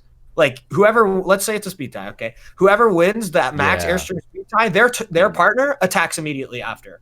Yeah. Because of the power of Dynamax, the power of max airstream, they just got their partner to attack first. You lead Charizard Butterfree, you max airstream, Butterfree is now faster, Sleep Powder is like that dynamic thing, or even Whimsicott. You go Whimsicott, you click Prankster Tailwind, and then your partner's Dynamax double speed turn one. It's like strats help. It sucks because I think that the dynamic speed change is amazing. It's like great for a format, but it's not good for Dynamax. Because they abuse it like really well. Yeah. Like so like I've been running T-Wave Grimmsnarl and I just like paralyze everything and I don't even care about Tailwind and I just attack before them. So what were you saying, D? I like, in general, I think the dynamic speed changes would be like my favorite change made. I think like the idea of like, oh, I'm going to switch in my Tyranitar this turn and now X control is faster is like really cool. Or like I'm going to Prankster Tailwind this turn and I'm faster immediately. Like in general, I think that was a really good change, outside of the fact that it allows Dynamax to steamroll even more than it normally does and just snowball out of control so quickly. Again, on just because of one turn where you get the speed first is everything, because Dynamax makes it that. Yeah, it's literally all you need. Do you guys remember how hype people were when they figured out in like, I think it was Sun and Moon, like if you switch in Politoed and Mega your Swampert, like you get the Swift Swim boost like immediately. Do you guys remember that? That was like the only thing we ever saw of like a dynamic speed change, and everyone thought that was sick because of how they changed Mega's because it's great immediately happen. And because like Dimitri and I played a lot of early, I played so much early format. Like I grinded my butt off for Dallas. It showed, my friend. Congratulations. My only regional cup. It was at the biggest regional, so I'll take it. But yeah, like the dynamic speed changes at the beginning of the format were so interesting, because I think the fact that Togekiss wasn't centralized yet, like as much, I'd say, it wasn't like that. The other thing is like that base 80 to 90 speed tier wasn't so crowded. Oof. And yeah, like because that's a huge consideration is like winning like Rotom speed ties or like Togekiss speed ties, and so yeah, like the dynamic speed change is like, it's such a missed opportunity in this format, I think, because it can be so interesting and dynamic, but it also, gives way to a lot of, luck-based things, like you said, like Togekiss speed ties, or just like strategies that are difficult to handle. I'm guilty of just paralyzing everything and steamrolling with Dragapult. But certainly that is a symptom of the fact that the speed mechanics work in the way that they do. I think a big one, like the biggest thing, Airstream Dragapult. The fact that the fastest mon in the format has access to this thing, that immediately boosts your speed, and it's based off Dynamax, and it's just like if you lose the speed tie, then both mons are faster. Like the punishment for that is so much worse. It's just like, why does it get Airstream? All right, so I think I hadn't written this down, but I do think that it would be good to talk about certain Pokemon in general. So I think, given coming off of what D said, we should talk about Dragapult. Yeah. Because like, it's hard. I'm torn because I love the Pokemon. Like I ran this really cool AV set before, but nowadays, Dragapult's it feels like such a polarizing mon for a lot of people. So I guess I wanted to just like throw it out to you guys what your thoughts on whether or not, I suppose, Dragapult is healthy, and maybe just like just healthy as a whole.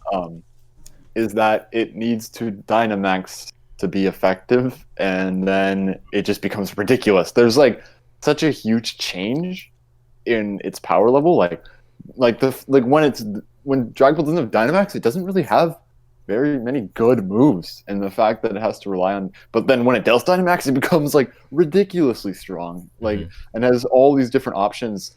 I don't know. I think it's just another sign of like Dynamax just being too much. I mean, not Dynamax Dragapult is like kind of a whim, like, to be honest. Exactly. Like if you compare like no Dynamaxes, compare Dragapult to like Garchomp, Salamence, like those guys kick his ass, like in my opinion. Like he's not strong enough. Base 120 attack, 100 special attack, and then his defenses are kind of low because it's all in speed. Yeah. It's like Dynamax helps push him to the next level, and that's what really helps him. And then I just think he gets way, way, way too many moves. Like, I mean, I get it. He's like this ghosty dragon. He's supposed to be all. He gets cool. Like what? Scald, dive, hydro pump, flame, like fire moves, electric moves. I'm looking at his moveset. It's just like let me tell me if you knew he got this. It's just random stuff. It's like helping hand. Yeah, I saw that the other day. I did actually see that, but I didn't know that up until like a day ago. Yeah, and then he gets Hydro Pump, Surf, and Scald. It's like the heck. He gets Ally Switch, of course. It's like okay, and I just lost the game from getting Sucker Punched from a Dragapult the other day. Screams, Will-O-Wisp, Thunder Wave. Oh my god! He gets fire coverage, electric coverage, dark coverage. Yeah, he can use like the best of the best Z moves, max moves, without question. Just because Steel Wing, that's another big one. To all of them. Yeah, even then, that's crazy. Him getting a defense boost. The only thing that it doesn't get that's really good is like Quake. Yeah, but other than that, thank God for that one. Yeah, if it got Quake, we'd be in trouble. Yeah. One of my viewers the other day was like, "Dude, I wish Dragapult got taunt." I was like, "No, you don't. Like, are you serious? He's already so good, dude. He doesn't need more. He doesn't need more." I think a big thing for me with Dragapult is I just hate when mons are so weak to themselves that the speed tie becomes so important. Like this is the thing that's brought on in the past, but like Dragapult's weak to both of its own stabs, and it really incentivizes you to run max speed and match the speed tie and just hope. And it's like, God, I do not like that. You just be a degen like me and just run adamant and paralyze the other one. I mean, that's a lot better than going for the speed tie every time. But like, still, I hate when things like offensively counter themselves. Like with Landorus, it's like, oh yeah, Landorus is like a soft check to Landorus, which is like cool. Like it makes the positioning really important and stuff. But Dragon Ball, it's like I must go first. I must kill him first. Like I don't know. It feels so much worse. Yeah, and like with the argument of Landorus, it's like if you are an absoluto Madoman and you run like the HP Ice Landorus to beat the other ones, it's like that's cool. It's cool, and you took like a huge hit to do that, right? Yeah. Like Dragapult did not take a hit by putting 252 speed EVs in and then having a dragon move. You know what I mean? Yeah. And like that goes for like all the dragons, I guess. You know, guard, chump, speed types, ment, speed types. That's just kind of how they function. But like with Dragapult being in like a speed tier of its own, like it multiplies that by a lot, and then because nothing else contests it. Exactly, there's no contention. Like this is another issue, but it's like I feel like the decks that Game Freak chose is just kind of limited in the speed tiers. It's like when I think of the speed tiers of this meta, there's Dragapult, there's 213 speed, baby. Like that is a number that everyone thinks of, and then after that, it's like okay, you got Whimsicott and Durant or whatever, and then it's just like all the way down to 100. Okay, Charizard, that's it. And then down to 88 for Excadrill, and then it's 60.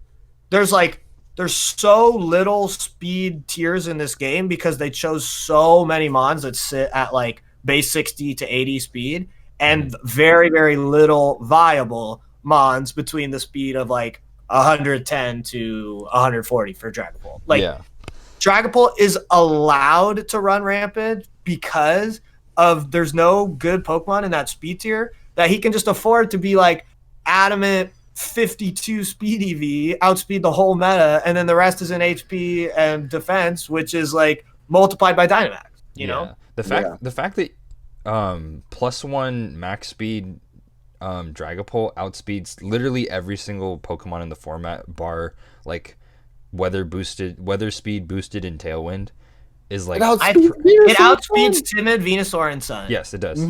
I mean, Adamant gets close to it. Like, I was trying to figure out a way to run Adamant and still outspeed at +1, but you know, oh well. Dude, Scarf Mons don't even outspeed Dragapult with neutral speed. Like Draco, and that's the thing. Scarf Dracovish can never outspeed max speed Dragapult outside of Tailwind. No. Period. Yeah, no, it's impossible. Which is like, because you know, like I I was guilty of abusing that fact where like I always knew that if they didn't have Tailwind up, they couldn't outspeed Dragapult, like in any scenario.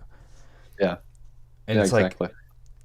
like that whole speed factor that we were talking about earlier is like the dynamic speed changes with the fastest Pokemon in the format by a clear mile getting access to Airstream.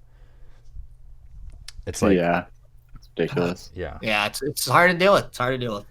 Because in certain scenarios, it might as well be like a Prankster Tailwind. Because you know, like whenever I see like those Gengar Bisharp teams, I'll just lead Dragapult next to something that does well against the rest of the team and just Airstream and kill everything. Airstream away, smash Airstream and steamroll. Yeah. Especially with the lack of scrappy fake out, which was always a really nice thing. Like even in the 2019 Ultra Series stuff, like Kangaskhan was pretty popular purely because of how well it dealt with Lunala. Like Lunala was running rampant. It could set up Trigger and Tailwind, blow you up with the Z move whenever it wanted. But Scrappy Fake Out really helped deal with that. And like we don't have a Scrappy Fake Out to stop Dragapult, like, or stop Dusclops or Mimikyu self-activating the policy. You know, it's just like that. I think no Scrappy Fake Out really enables Dragapult to be even better. So and now we have triple ghost teams all over the place.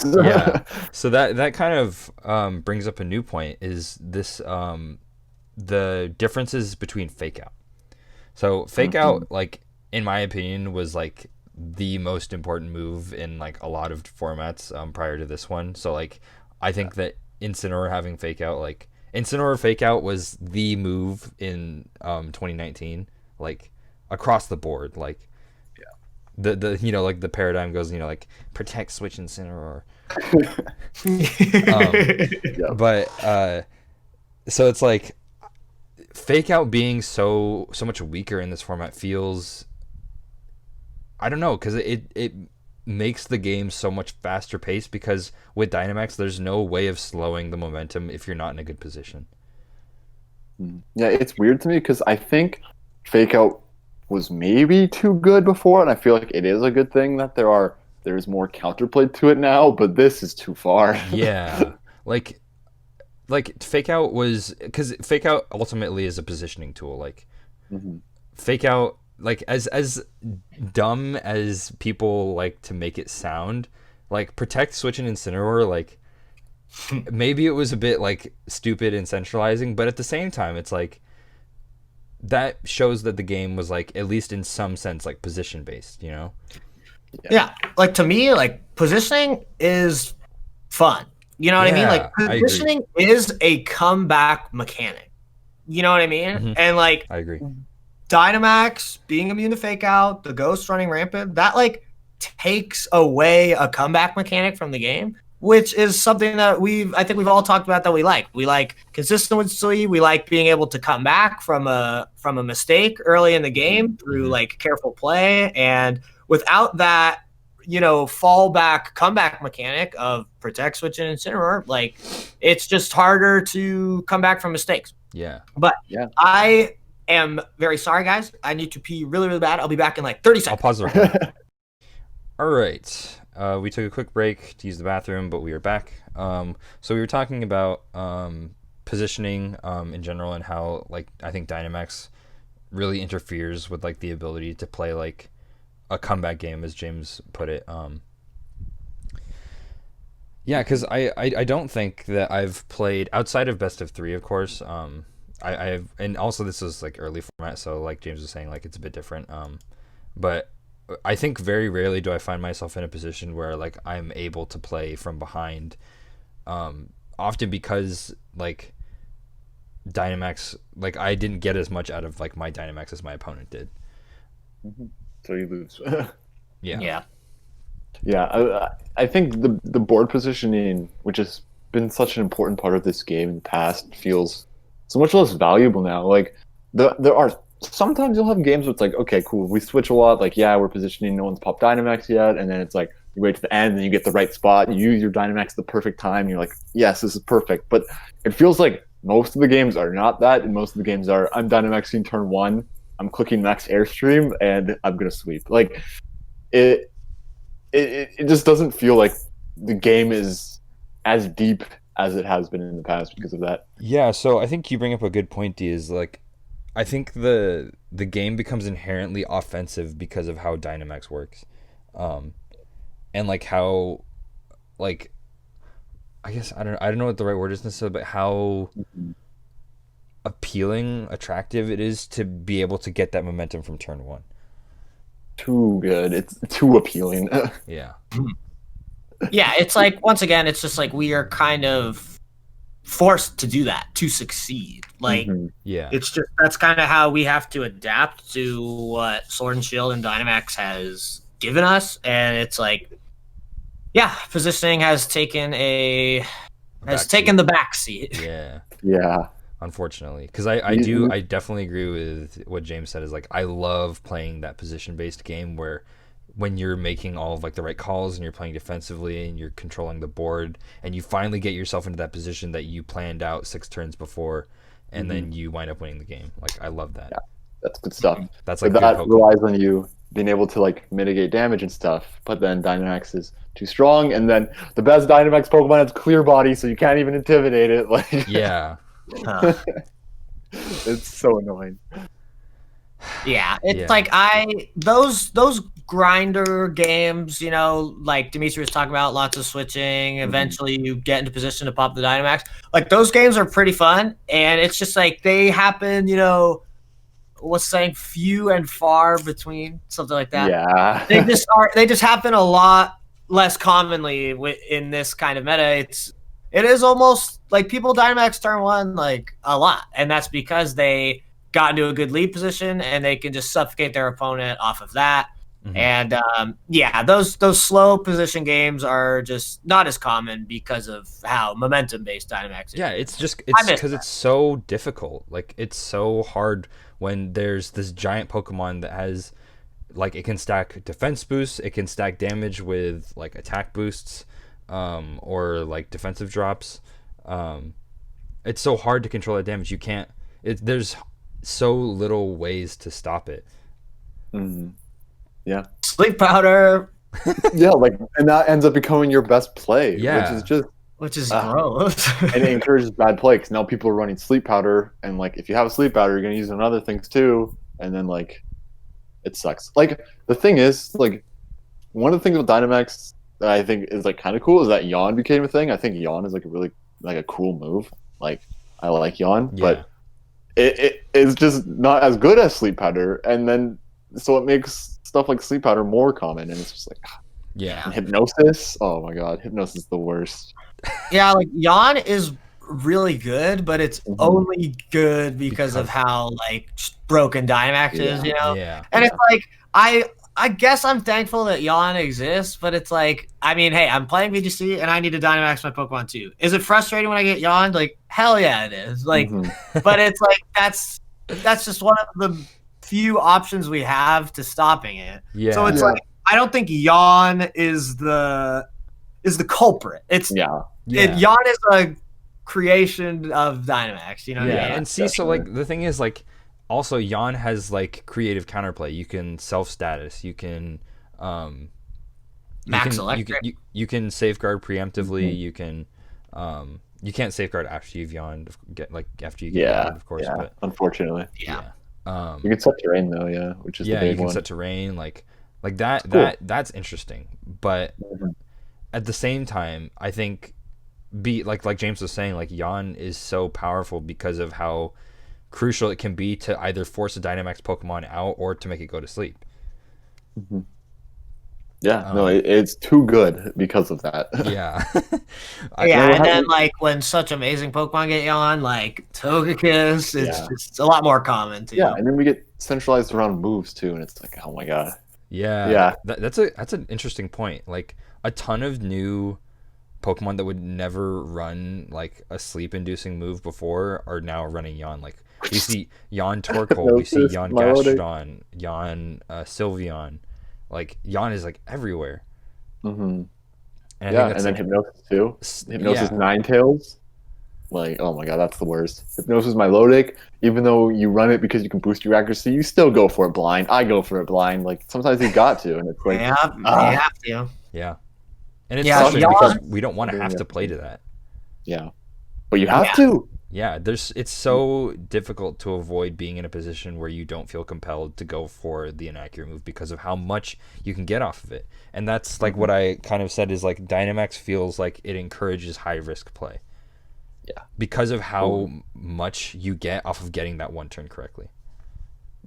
Yeah, Yawn is also a lot harder to play around. Like a team that I was succeeding with a lot was a Lapras Alcremie team, and it's because I like how Lapras is bulky, bulks up your team, and then Alcremie stops you from going to sleep. So it's like I can hopefully tough my way through Dynamax and not get put to sleep, right? Yeah. But it's like I see Venusaur, I see Roserade, it's like Alcremie's coming, baby. But like Yawn is so much harder to play around because it's like, what, am I going to bring Alcremie every time there's a Togekiss on the other team? It's like, no, like Alcremie shines against like the true sleep stuff because like I don't know if that Togekiss has Yawn. I don't know if that Gastrodon has Yawn. So it's like then I end up getting punished for not bringing Alcremie because they had like a random Yawnmon that I like wasn't prepared for. And it's just like Yawn is a lot harder to play around, in my opinion, than Sleep Powder. Yeah, and then your Dynamax goes to sleep, you lose the game. Yeah, like, and I don't know if that one thing.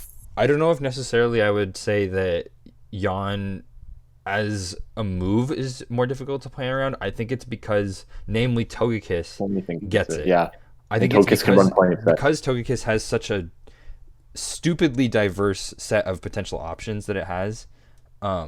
Like that information management game in Best of One is impossible. Like, does it have Protect? Does it have Safeguard? Does it have Yawn? Does it have Dazzling Gleam, Air Slash, Heat Wave, Follow Me, Safeguard? Like nasty plot, you know, whatever.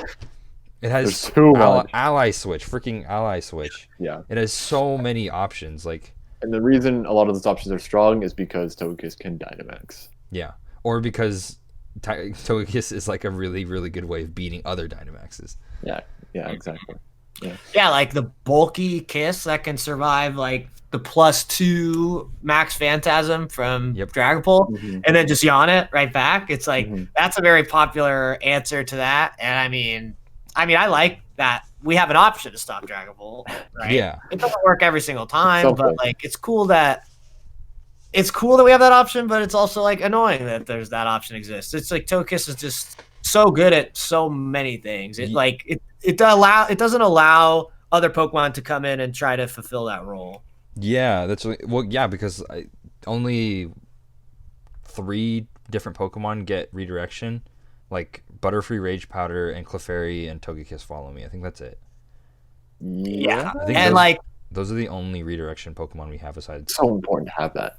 Yeah, because something that's cool with that is like if you look on Pikalytics stats like right now, Arcanine and Incineroar are like both at 25% because they are a similar role. They're a fire type with Intimidate, but they do different things, right? So like you have the option of like what's better for my team, Incineroar or Arcanine. And then like in the past when you wanted to follow Memon, like there was a lot more options like in the deck, right?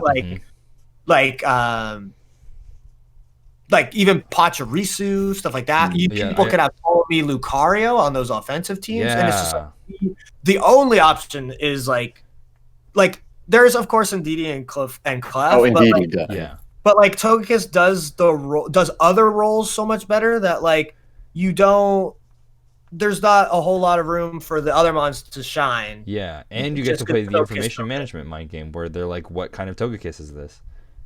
Yeah. Yep, like that game, that example I came up with where I was prepared for it to be a Berry, and then it just Dynamaxes and I lose. So it's just like, Togekiss is a great benefiter of Dynamax to use it, and it's good against it because of Yawn. And I think that when you really think about it, like that is what makes Togekiss so good. It's good against both options of Dynamax. Yeah. So that kind of ties back. I wanted to say that, you were saying that this oversaturation of the 2020 format because of how many different things are viable in the format and how strong each of them are because of Dynamax.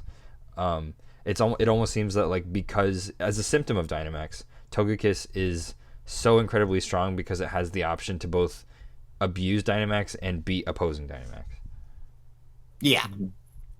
Yeah, and the problem is I feel like Togekiss would be like perfectly healthy Mon if it weren't for Dynamax, and I'd be like, oh, it's fine. Yeah, it'd be really cool. Really cool. Now it's like in say like a non-Dynamax format, and it's like, oh no, I think it's a support Togekiss, and then ends up being offensive. It's like, what is it going to do? Like air slash you once? It's like, oh no. Yeah. It's just like, it's not a big deal. It gets so much worse than Dynamax. I mean, think about it. Like Super Luck Scope Lens, that's been in the game forever. Have you ever played against that before? Never in my entire life. Because it's like it's not that good without Dynamax. It's like you get 3 turns to nuke something. Yeah, these huge nukes, dude. Like moves like Snarl, Eerie Impulse. It's like I laugh when someone clicks that into my Togekiss. There's a 50% chance that Pokemon effectively just flinched like that turn. It just did not matter at all. Yeah. And like that's just super, super annoying. Yeah. Cause like I said, like it I had it somewhere in here where like Crit Kiss like removes that whole like strategy of using either Dynamax defensively or going for like stat drops or stat boosts in order to control damage and play that positioning game that we were talking about earlier. And like the whole Scope Lens set is effective because you get 3 turns, like we said, like to just absolutely annihilate 3 different Pokemons. And like it's not incredibly unlikely that you get 3 crits and just kill 3 things. Yeah, and it's over. Like even 1 crit ends the game. Yeah, that's the big thing is like damage mitigation is so much worse in this format. Like I already mentioned Dragapult with Clear Body being really stupid in regards to that, but like Scope Lens Togekiss is another great example. It's like, what are you gonna do, snarl me?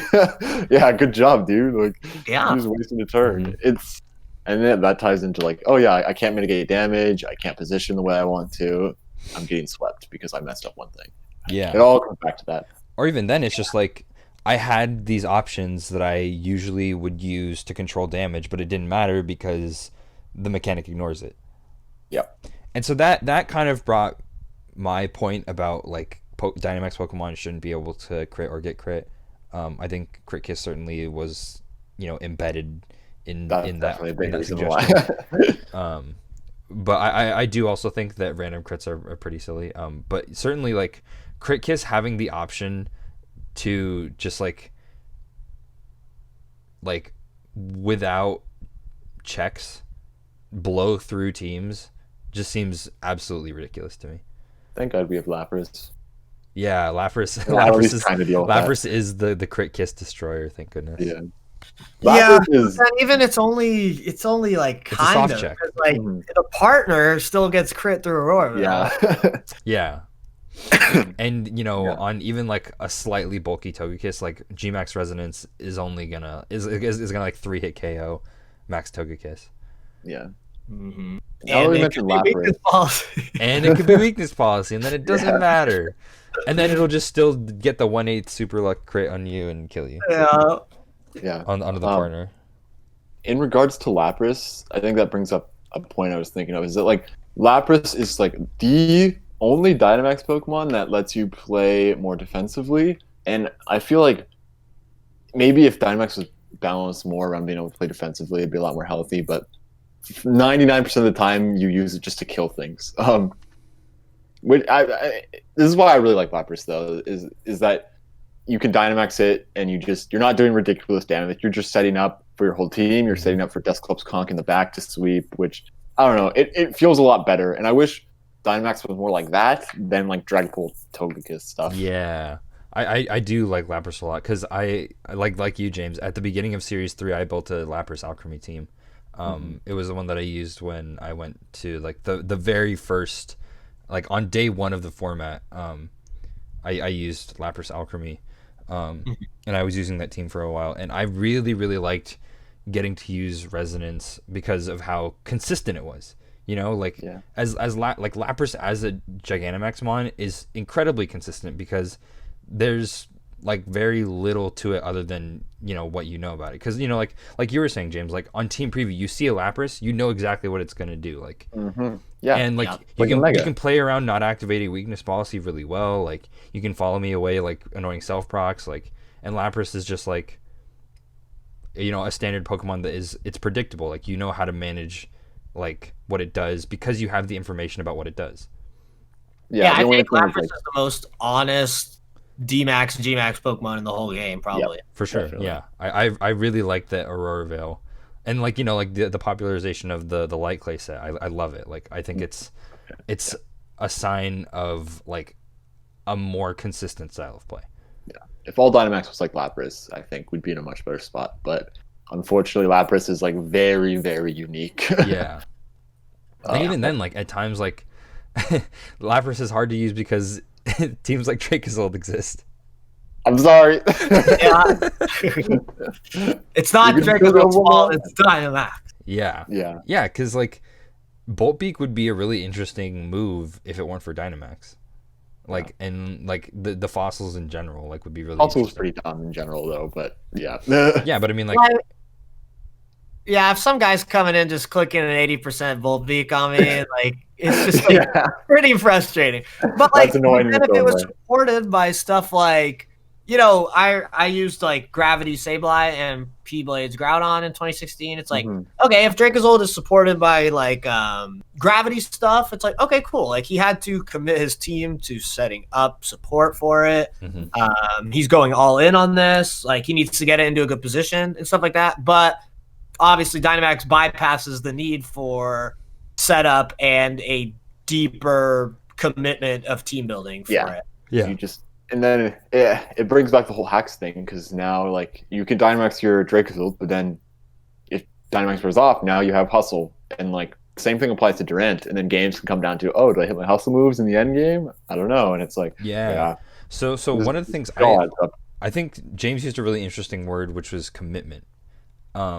Like in very rarely does a team commit to a certain strategy, like other than like Hard Trick Room, I'd say. And even then they don't have to. Yeah, and even then, like when it comes to quote unquote like commitment, you're setting up Trick Room, but you're not committing to like sweeping with either Torkoal or Rhyperior because you have the option to sweep with either. Hatterene. Oh god. Yeah. Yeah, and you can even like lead Rhyperior Dusclops, and then they're forced to like stop Trick Room or attempt to hit Rhyperior. They might activate Weakness Policy, like stuff like that. Like because of how Weakness Policy works, like Trick Room's benefited because they don't have to be faster. Like they are slower, and then they get hit, and then you activate their Weakness Policy, and then they kill you. And it's like, well, they didn't need Trick Room to just one-shot my stuff. And then if you don't hit them with a super effective move, like they're probably getting a Trick Room, or they're just smacking you with a Rhyperior's 140 base attack max move, and like you're just like you're hard stuck to like stop it. Like they don't require the hard Trick Room. Of course, they're gonna go for it every game and try, but like Dynamax helps them not have to commit to their strategy. Yeah, it's like weird because I feel like in a lot of scenarios, I don't feel comfortable with my play because of how easy it is for it to get ruined by something that my opponent could potentially do. Not something that I think that they're going to do or that I'm playing to, but something that they could do because of how easy it is for them to do it. It's so hard to play safe in this format because you can't cover both Pokemon potentially Dynamaxing at any given time. Making reads in this game, like making reads in 2020 has never been, or like making reads in VGC has never been harder for me than in 2020. Yeah, because Dynamax opens up so many more options, like that it becomes like impossible to make good reads sometimes. Because even if I have information about their team, I still can't foreseeably know how they're going to use those tools on a given turn because of how flexible like a Dynamax game plan can be. Yeah, it's too flexible when you like comparing it to Z moves and Megas. Like flexibility can be a good thing, but sometimes it goes too far and it just becomes way too unpredictable. Yeah, like risk reward is enhanced by Dynamax as well. Yeah. Where it's like the risk of you messing up that read, like you lose. You almost just lose. And then like the reward of, okay, I'm predicting him to protect this and I'm going to Dynamax double into the other slot. The reward is humongous. Like you probably like, you're going to win. So it's like people are more hesitant to make those deep reads because they don't want to potentially just throw like the entire game on one turn. Like maybe you make that hard read and you win the whole game on that turn. But if you miss it, you lose the whole game. So like, it's scary. Yeah, so like one of the things that I complained about to Dimitri about, like admittedly, was like during the IC I've felt so like taken aback by the amount of risk that people seem to be comfortable with, and I think it's like a symptom of the format just because like the potential benefit that you can get off of like taking a crazy read or like some crackhead play is just so enormous that it's motivating. Yeah. The risk reward is so skewed, like to a point where the game feels like a different game sometimes. Yeah, a lot of times, like I'll lead into like sort of like an awkward position, and I'll just kind of just say like screw it, and just like throw like Jesus take the wheel, and then it works. And then it works. And then I'm like, oh wow, I guess I win. Like I've led Dragapult Togekiss into Dragapult Togekiss like, and 80% of the time I'll just Dragon Dance and yawn, assuming they'll target my Togekiss. And I'll just be like, oh, I got my Dragon Dance up. I guess I win. GG. Yeah, and then imagine a game where like it's Togekiss Dragapult and you just like click Max Wormwood into the Dragapult. It's like obviously that's like a horrifying play because they could just follow me the Dragon type, but like if you get that right, like the game's over, like pretty much. Like they can't like even come back from that. And it's just like the risk reward, the like fear. Like when I've had Togekiss Dragapult, same scenario. It's just like there's no way he Dragon moves, so I should like try to benefit from that by yawning or by dazzling gleaming, or it's like, but the fear is in your head, like. Dude, if he does like go for the Dragon move and I don't click follow me, like it's over turn one. And like, or if you lose your Dragapult in the Dragapult mirror, you lose. Yeah, it's so silly. It's like there's all this fear in your mind because of Dynamax. Yeah, and so like it was really interesting to me because I would play so like I guess fearfully like in front of certain people, and they would just like full on balls to the wall, like screw it, I'm just gonna go for this. Like, it was really interesting, and it's hard for me to determine whether or not I think that's a symptom just like of the format as a whole or like a consequence of Dynamax. I do think that the fact that people seem so like comfortable with that risk is a symptom of the fact that there's so much benefit that you can get off of getting one like crazy read right. Yeah. And that's the big thing with redirection is like it becomes a 50-50 a lot of the time. It's like, am I going to redirect or am I going to yawn? And then like the risk reward is they might attack into your Togekiss with Max Quake with their Excadrill. If you follow me because they're trying to target the partner, and then you win because they wasted a Dynamax turn, or you don't follow me and they Quake the one next to you and it dies and you lose because of that, or they Steel Spike the Togekiss and then they yawn and they lose. Yeah, it's too much. It's too much. So I think we're getting close to wrapping it up here, but I think the main takeaway that we wanted to like emphasize through all these different points is that Dynamax seems so unprecedentedly like central to the outcome of a game because of all of these things that we said, that it's boosted by items. The trade-off of getting the benefits of certain items is completely gone. Max moves themselves are just ridiculously powerful because of how much they do outside of the fact that they do crap tons of damage. Certain like risk elements of the game, that are just, up to the game to decide, like crit kiss, random critical hits, sleep powder accuracy, hypnosis accuracy, ally switch. It's so difficult to control the outcome of a game when there's so many factors at play that can skew the flow of a match in the favor of the person that has more tools to abuse their Dynamax. Yeah, and a big one on a closing note is like that lack of positional tools, how positioning isn't as important. It's just harder to come back from games because of it. Yeah. And I think the big issue is you can't react. You can't react to it effectively. You have to call it and you have to play proactively. And I think that just changes the game in a way that is unhealthy.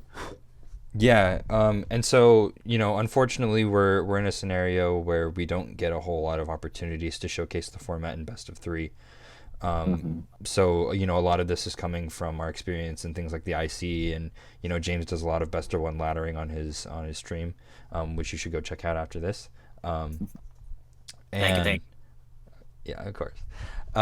And so, we can't really say what the format would look like in a best of 3 scenario because of how much it's changed since, I've had experience with the format in best of 3, like James was saying, like the format has changed so much to revolve around some of these very, risky strategies.